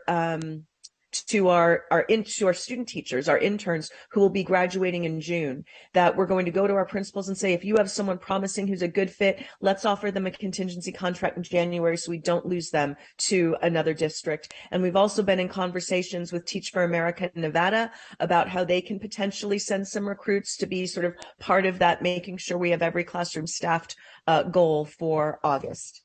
JJ? As the trustees know, we've reintroduced MAP. Our teachers and staff and principals wanted growth data, and I think you've heard me say, like a broken record, our summative data, our SBA data, is an important data point. However, it's the growth that our students make over time that we need to be measuring as well as we talk about our success and area to improve. And I think it's important to say a major highlight this year was being able to transition away from the rotation system and return to our hub system. And I need to really give a shout out to Scott Lee and Adam Searcy and all of our transportation staff for the incredible job that they are doing. And that work continues to improve, and we'll make sure that they're in a similarly strong place in the fall. JJ? So opportunities. We want to make sure that we are providing our staff and our families with information up front, and that we are using our time, because time is one of our most precious resources. Are we using our time as effectively and strategically as possible? So we are looking at what will be our professional development days for next year, building that into next year's calendar now, and timing those days when teachers will have their students' growth data so they can really use that day for meaningful long-term planning based on where their students are right now. I think that's incredibly important. We'll continue to strengthen our relationships with local, state, and federal officials.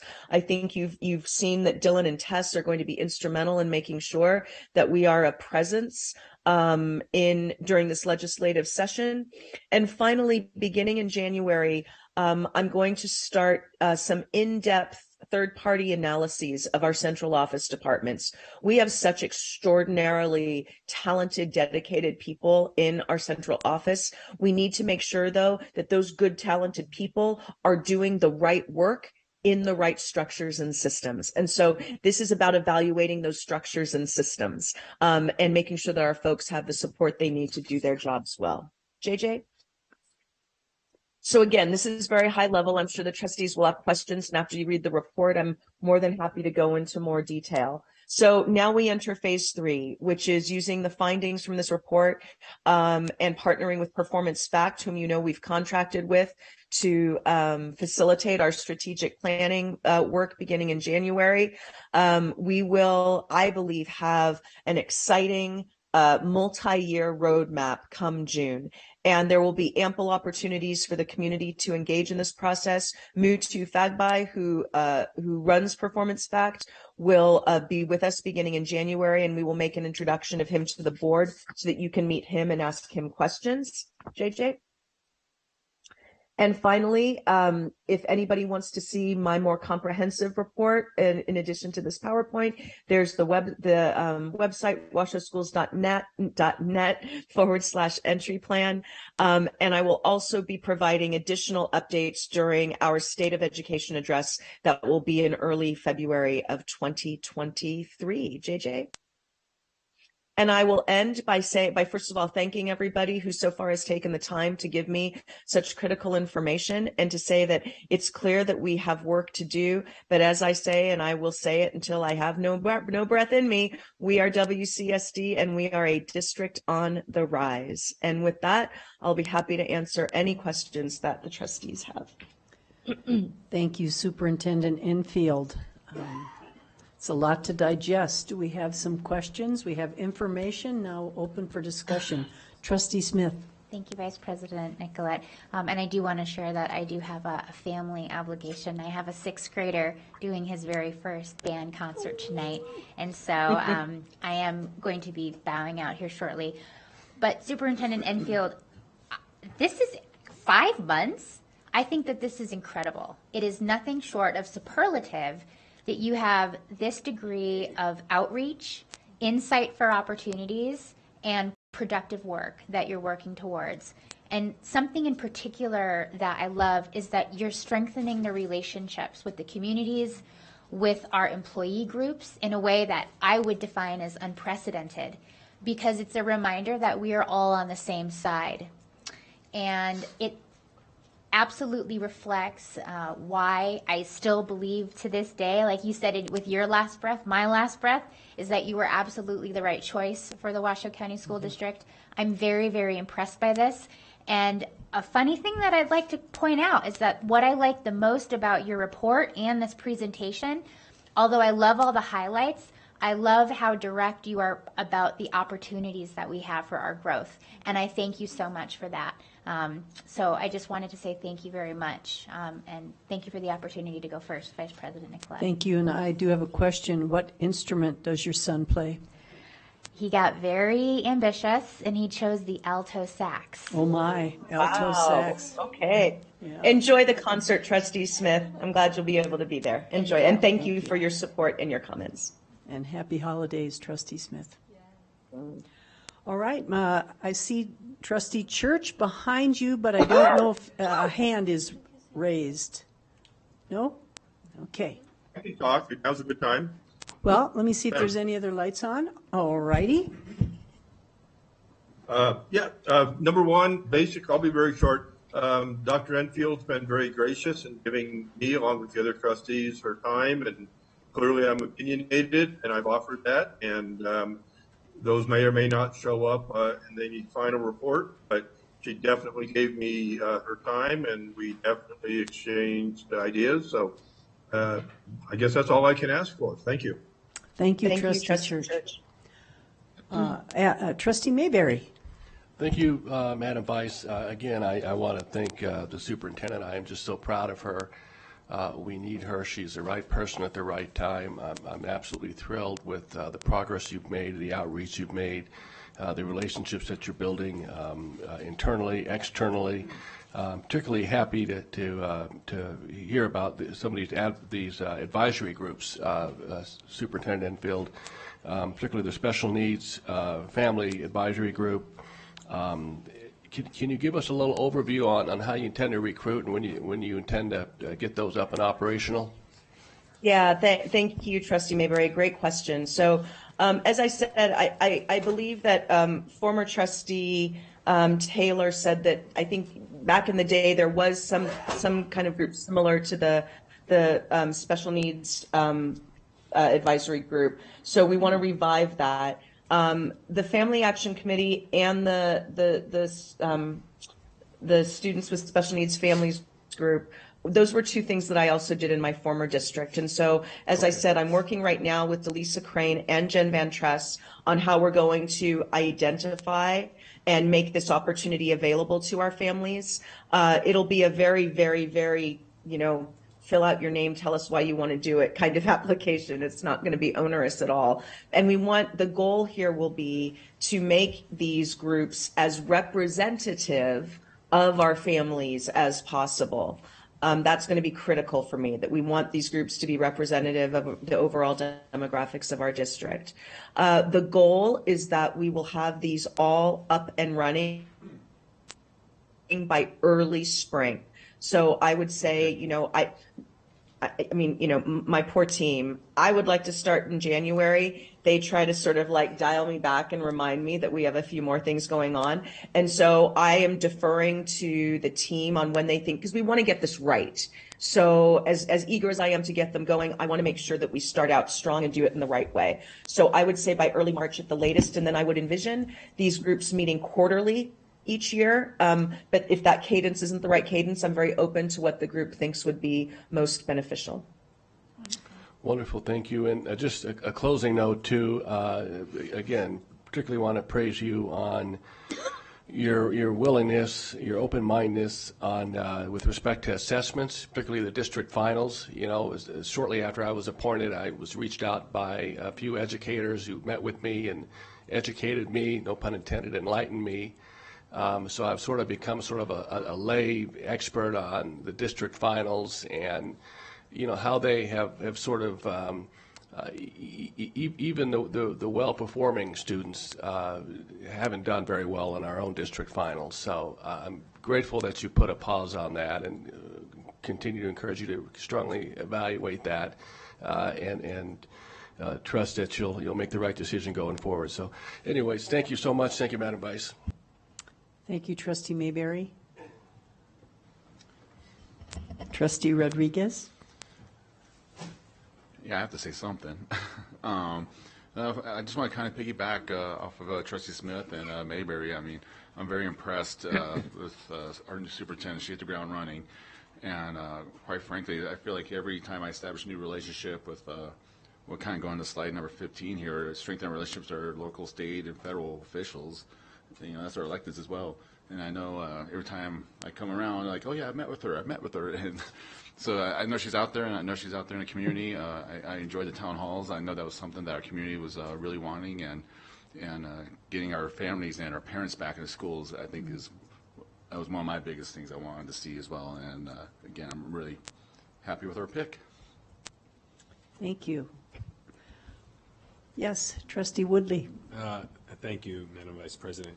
I just wanted to share, Superintendent, I think you've been doing an amazing job. I, too, have been out in the community and have heard a lot of our residents have been very impressed with you and very appreciative of how active you've been. You've been very active, and I just want to thank you for taking such a wide approach. Normally, it's very easy to see individuals, especially in the academic sphere, to stay in-house and not reach out as much as you do. So I really appreciate your hard work and your willingness to go out and reach out to everyone and all around our community. So thank you. Job well done. Thank you, Trustee Woodley, and welcome to your first full official meeting. And I apologize for all of that movement. My computer was about to die, so I had to go and get it plugged in. So sorry for all the activity while you were speaking. And so we might say you're also very resourceful. Clerk Minetto. Thank you, Madam Vice President. I just want to say, Susan, I just think you were the best pick from day one, and I think you just prove it day in and day out. Thank you for what you do for our kids. Thank you, Trustee Minetto. I will just say a quick ditto to all of that, and she does it with grit and grace in high heels. Thank you. I want to thank the trustees for their support. I also need to say this is a team sport. And I work with an extraordinary team of my executive leadership team and our team across central office and across our schools. Everyone is all in. And so thank you to everyone for being a part of this work and for your ongoing support. Thank you. Thank you. And happy holidays. All right, we will close this item. And we will move on to 601, and I will tell you that our student, Ivy, she had to leave for a student advisory committee meeting. She's a very busy young lady, and so we will forego that one. We will move on to 6.02, board reports. Trustee Church, let's start with you, please. Thank you. I had something else scheduled, but since I didn't make it, so first of all, I was en route in the car to go there, but I had talked to the superintendent, and she indicated the virus, crud, whatever term we use, was going around the district. So I turned the car around. Being a senior citizen, I'm going on a business trip tomorrow. If the IRS is listening, it's a business trip. But it does bring me to my point that I really asked the trustees to consider a larger venue, especially January 10th. I think we're going to have a big turnout as people were sworn in and, you know, friends and family attend along with members of the community for that meeting. But like tonight, you know, with all those kids packed in there and all the viruses going around, I really would feel much more comfortable for myself and others with a much larger venue where we don't have to sit shoulder to shoulder if we don't want to. And as well as the trustees, some of the events we've had, the trustees were able to spread out a little bit too. So that's my 2 cents worth on that issue, and I'll raise it again as I do periodically. Other than that, I hope everybody has a wonderful Christmas. I had all kinds of plans to be there, but Happy New Year. And from a military person to other military people, may I say by order of the commanding officer, Christmas merry, one each, year new happy, one each. Thank you. Okay. Thank you. Thank you, Trustee Church. All right, let's go around the horn here. How about Trustee Rodriguez? Thank you, Madam Vice President. Can't remember where I left off. I've visited some schools. I know we've kind of skipped these for a while. I'll kind of just, I did have the pleasure of having one of our newest Reno Council members, Megan Ebert, join me for a school visit in the North Valleys that we represent together, and a number of other things. Kind of continue to strengthen our relationships with our other electeds and our community leaders. Continue to meet with our law enforcement administrators in the community. Kind of just, one thing just to the public, and we need to start slowing down. I guess there might have been another accident involving our students. So I know it's I don't know what's going on, but this is one of my concerns I've been bringing, and looking at different ways that maybe we can bring something to the school district to ensure our safety of our students as they're commuting. We've been talking with members of the Office of Traffic and Safety as well. A number of things going on, but I do want to welcome Alex Woodley, our newest trustee. So I just want to, on the record, welcome you. Your meetings, your very first official meeting is really nice. I'm kind of jealous. This time last year is a whole another game. So welcome, and I do want to say to Clerk Minetto that I really appreciate you, and whatever your next adventure is, maybe more Disneyland trips or cruises. Enjoy the Mai Tais. In 4 weeks. Yeah. So, and I want to thank you for your service to, not just as a trustee, but as an educator to our district. So you will be missed. I still have your number, so I might pick on you from time to time. Right. So, yeah. Clerk Minetto. My turn. I want to say, welcome, Alex. I want to say congratulations to Beth, who left, and Joe, and Adam, and Colleen. And I want to say that I have given service to this district for 33 years. And in that 33... Bravo. Bravo. Bravo.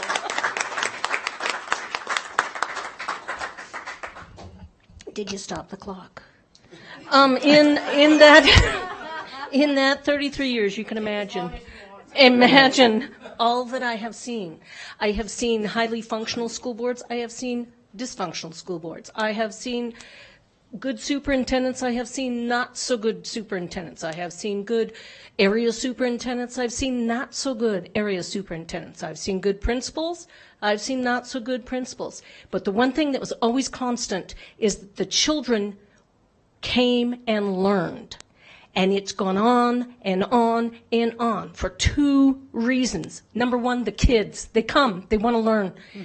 They love their teachers. They want to please their teachers because the teachers love them. And they are everything to this school board, I would think. And then, of course, the adults in the school, which includes the teachers, the aides, the assistants, the secretaries, the clinical aides, the PE coaches, every adult, the custodians, every adult in the school is a teacher. They don't get paid like teachers, but they're teachers. And they are so valuable to our kids. And I also want to say thank you to this group of people, because when I first got on this board, I would tell things that were really happening in the school, and I would be told, well, that's where you taught. And that's not what it was. It was across the board, and people are beginning to hear, thank you, thank you, thank you. Thank you. And thank you for your service for 33 years. Yes. All right. Yeah. You can clap for yourself. That's all right. Trustee Mayberry.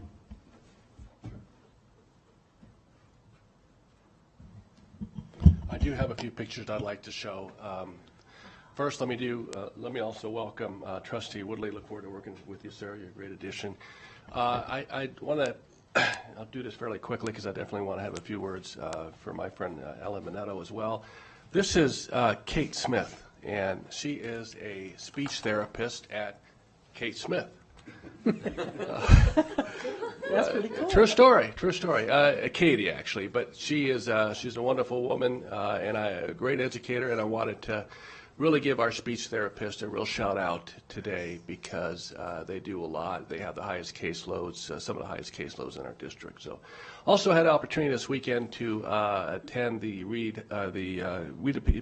the People District competition at Reno High School. I sat in the room where the Reed students performed. This young man is an 18-year-old. I got to say with me here, Scott Fackrell. He's 18-year-old senior, Reed High. He is actually did his basic training in the Army already, believe it or not. And his unit came in first place. Next slide is the government teacher for Reed High School, Mark Towell. And Mark, his students took second overall in the competition for We the People. And of course, Reno High took first, no surprise. But was delighted and honored to be there. It's an amazing experience. So thank you for that. Thank you, JJ, for putting those up. Also had a chance to tour Hidden Valley Elementary. This was my second tour of duty at Hidden Valley since I was appointed last year, and I appreciate the work of Principal Amy Hicks and her staff. The school is particularly meaningful to me, as I said earlier about Vaughn. Hidden Valley is also the elementary school for the hard of hearing students. And I do hope that at some point we can have a conversation about our sign language interpreters who are classified similar to a teacher's aide or assistant when in fact their licensure requirements are nearly that of a certified teacher. And that's my understanding. So in the last minute, I do, again, as everyone else has chimed in, wanted to salute Ellen Minetto. If there's one thing, that I know about Ellen is her heart. And the measure of a person is by the size of their heart, and there's no argument where Ellen's heart has been, where her integrity is, where her view of the school district as a champion has been. I will miss her. In the short time I've been here, she's become a friend. I love you. Good luck to you. God bless you. And to everybody, wish you a very Merry Christmas, Happy Hanukkah, and a very peaceful time during this season of giving and reflection. So thank you very much. Yes, Ellen.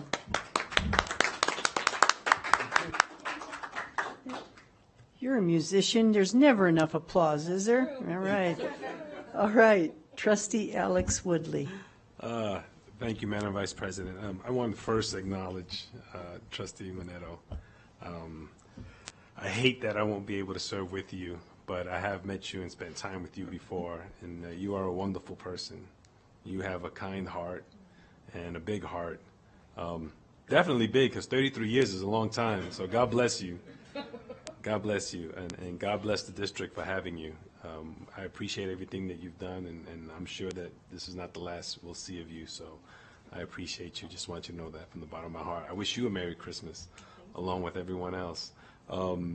So this is my first meeting, as has been stated multiple times. This was a good meeting. I appreciate it. It was very nice. It's good to see professional staff dedicated to the betterment of our students, and a superintendent who's dedicated to the families, the schools, the kids, and the community as a whole.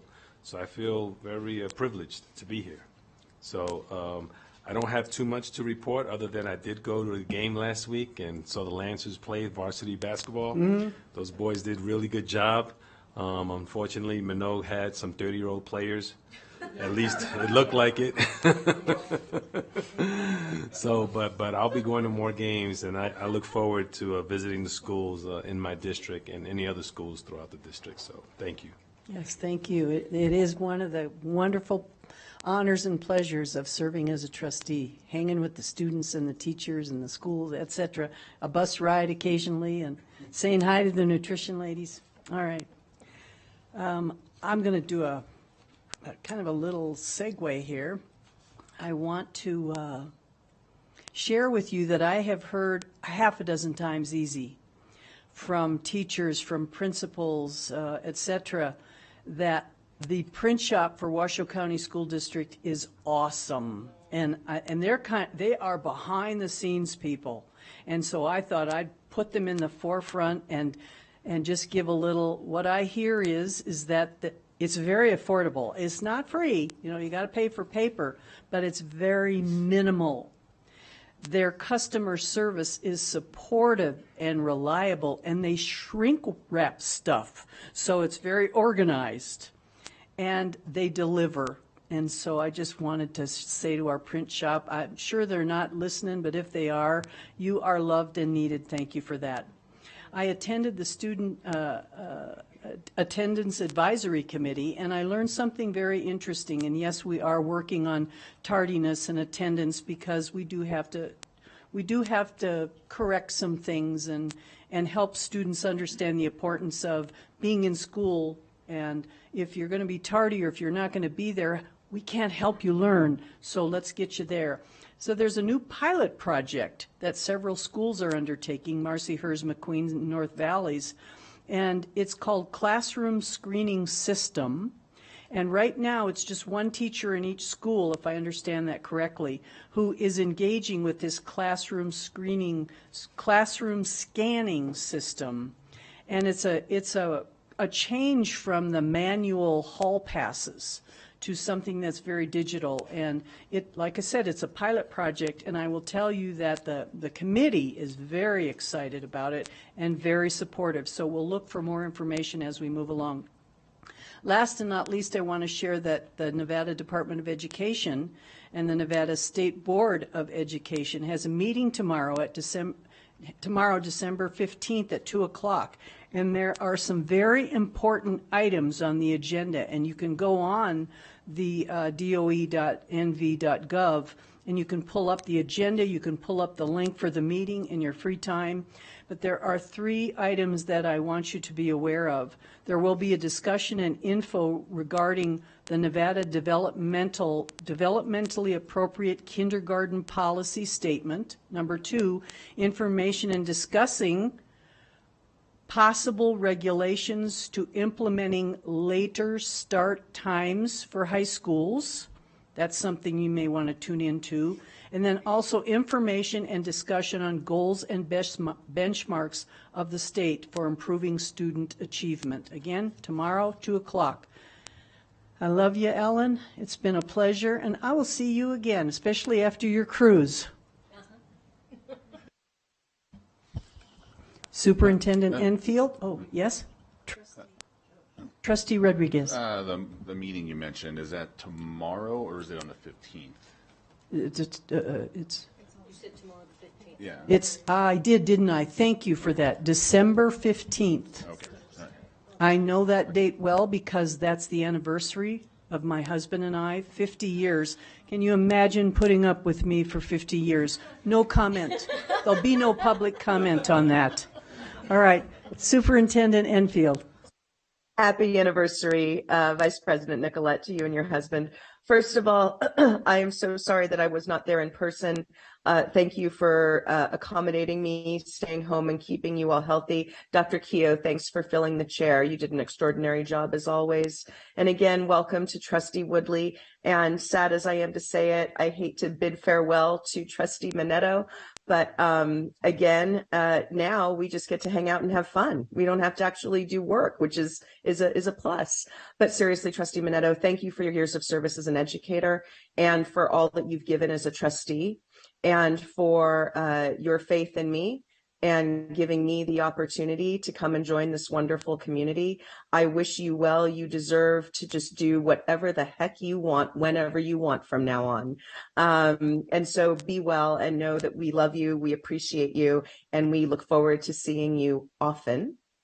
I want to just finally congratulate again Peyton, our student superstar, and Arya, Ayla, Sophia, and Alex are very talented artists for designing the winning holiday contest card entries. And I also want to thank all of the staff and community members and trustees for making this such a joyous yet substantive final meeting of the 2022 school year. And however it is that you all celebrate this time of year, Christmas, Kwanzaa, Hanukkah, please just use the time over the break. I hope that it is a happy, healthy, restorative winter break. I look forward to seeing you all in 2023, and 2023 is shaping up to be an extraordinary year for all of us in the Washoe County School District. Thank you.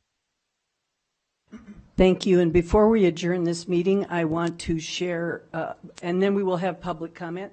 I want to share two beautiful things that are gifts to Ellen. If you maybe want to hold that up. That is absolutely beautiful. And then for your service on the Nevada Association of School Boards. Oh my gosh. There you go. Something for your wall to remember the great times. Remember COVID.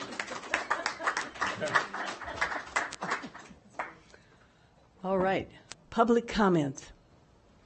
Kaylin Evans. Welcome back, Kaylin.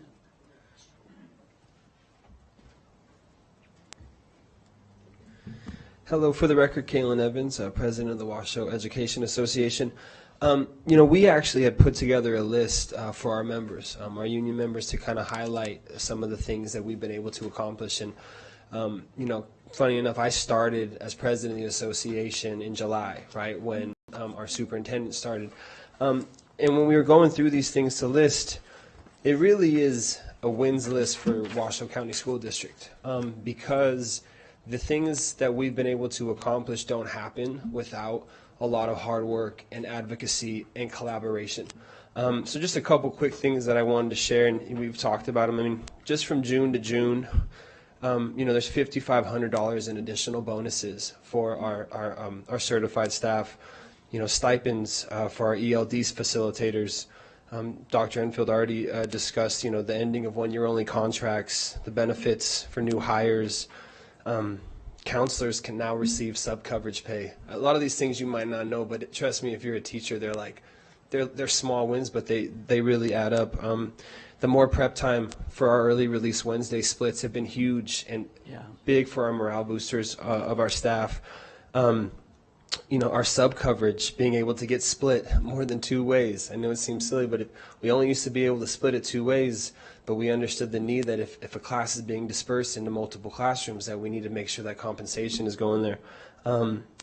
We, coming up here soon, we've been working tirelessly on how we can get accrued savings from the unfilled allocations to better support the burden and the extra work that's going on by our staff. I'm really excited. We're very close. We hope to have something to present to you for you guys for board approval when we come back in January. I'd love an opportunity to present, this proposal along with district leadership to all of you, because it's been a huge undertaking and work that we've been able to do. And the collaboration, we haven't really seen the type of collaboration with the association and our district leadership that we're seeing right now. And because of it, we're starting to move the needle. And, we have to keep our foot on the gas, okay? We have to keep pushing and being as aggressive as we can, because we have so many of our staff right now that are struggling. And so I love sharing these wins. I just want to really push us to make sure we're keeping our foot on the gas. And just real quickly, congratulations again, Trustee Woodley. Really excited to work with you. Ms. Minetto, thank you for everything that you've done for our district. Thank you again real quickly, Trustee Rodriguez, Trustee Mayberry, Trustee Joe, and Beth, your push with the legislative platform on being more aggressive with that compensation factor for that percentage raise was huge. So thank you all so much. Shannon Coley. Welcome, Shannon. I'm here to inform the public and perhaps even members of this board about Administrative Regulation 5161, Gender Identity and Gender Nonconformity, and it is Section 5A2I. Staff shall not disclose information that may reveal a student's transgender or gender nonconforming status to others, including parents, guardians, other staff members unless there is a specific need to know they are legally required to do so, or the student has authorized such disclosure. I know some may think this is a ginned up conservative culture war stuff, but clearly it was deemed important enough to make by this board or by the last superintendent to come up with an administrative regulation talking about this. So I think it is just as important for parents to know that this school district believes they should keep an extremely consequential matter from parents. I cannot imagine any of the parents that are on this dais how they would feel if this information was kept from them.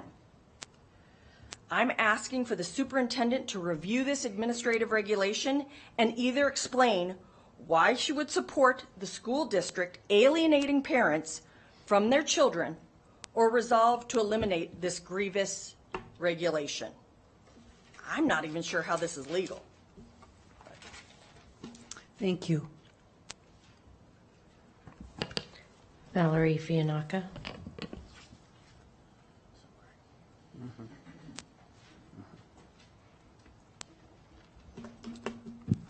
Merry Christmas, Ellen. Gonna miss you. But you're gonna like retirement. It's kind of fun. I'm the grandparent of a special needs child who attends Elmcrest Elementary, and I'm raising my hand to be on that advisory group. I don't know if you want me or not, but we can talk about that later. Administrative Regulation 5161 is a minefield for this district. I would call attention to Loudoun County, Virginia, where a grand jury this week indicted Superintendent Ziegler on 3 misdemeanor charges and the district's spokesperson for felony perjury.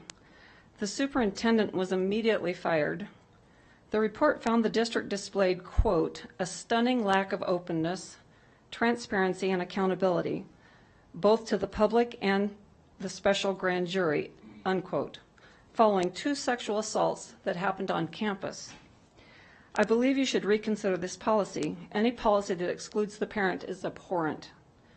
As to transparency, I do believe we have problems with this in our own district. I was the booster president when Spanish Springs High School first opened. I was their first booster president for more than one club. They have 3 clubs out there, by the way, band, academics, and general. I put together the first Safe and Sober event at that school, so I know what it takes to get a permit to do anything in a school. I needed to put in applications for use months in advance. I didn't get an approval in 2 hours or 4 hours. It took months. And this was for a student event. It was quite a process. An event was held recently where that process was clearly not followed. Would I be allowed the same for a Turning Point USA event? I asked that question, never got a response. Surely not. Transparency, please, that's all we ask for. And I'd ask for that transparency regarding the Reno High School auditor report as well. Thank you. Thank you. Colleen Westlake.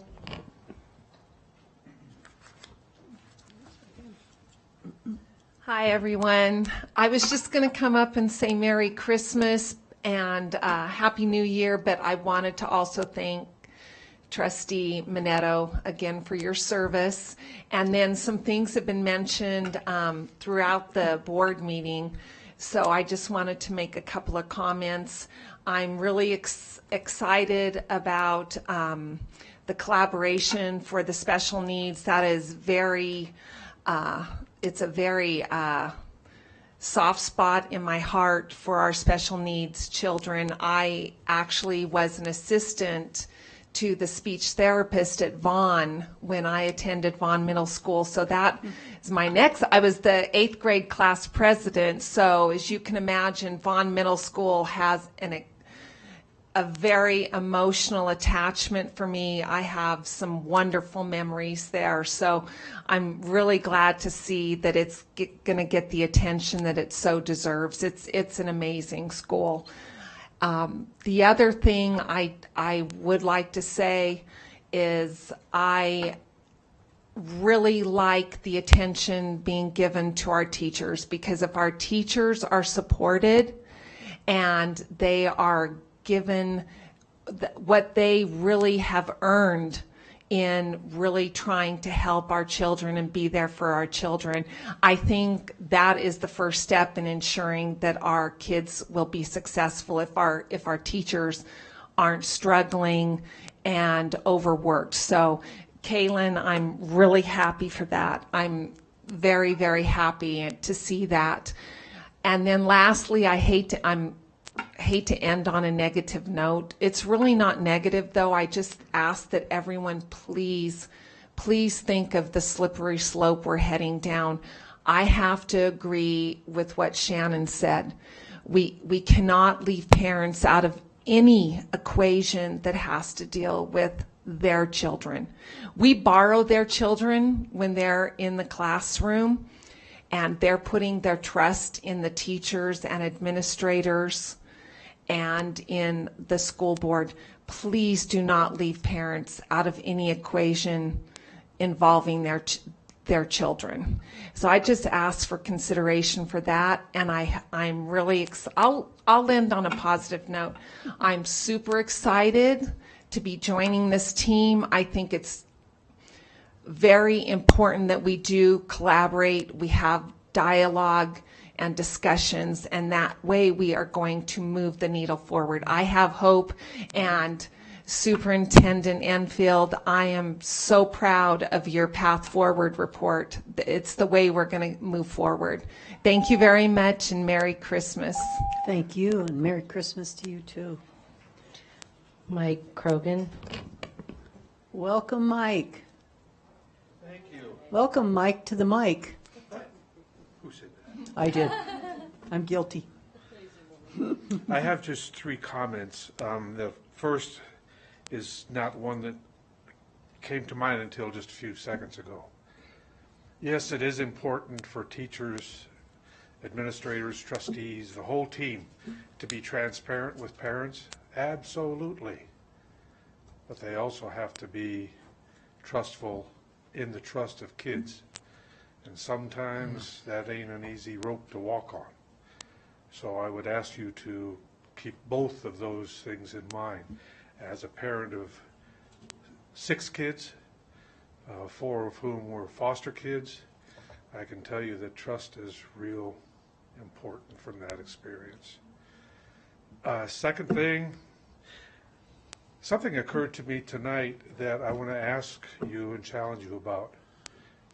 Why is the president of the union not sitting on the board? I think I would ask you to consider that question. I'm not sure that he wants to be, but I think it's something that the board ought to consider doing. I'm thinking of corporate boards. Even corporate boards are allowing, oh my God, shareholders to sit in, and oh my God, representatives from their labor unions. It would be a voice worth hearing rather than that voice having to apply for 3 minutes. Just consider it. And finally, I'd ask you also to consider the long report I heard about Vaughn Middle School.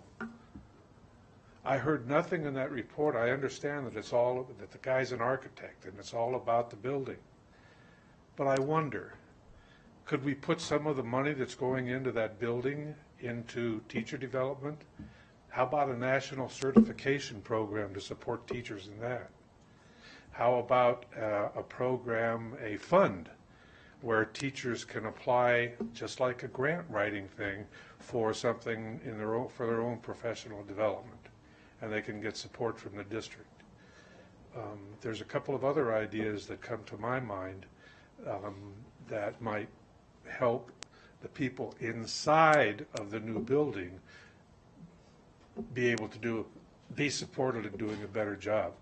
And I would ask you to be thoughtful of that as we move forward with the new middle school. 1,400 kids in a middle school. I won't even go into that. Thank you. Yeah, we can spend some money on sainthood, huh? All right. The board received an email from Amy Katowski. All right, thank you very much. And in closing, I would just like to say, please stay healthy, stay joyous, and know that you are needed, and that is sincere. Bless you. Good night. And the meeting is adjourned.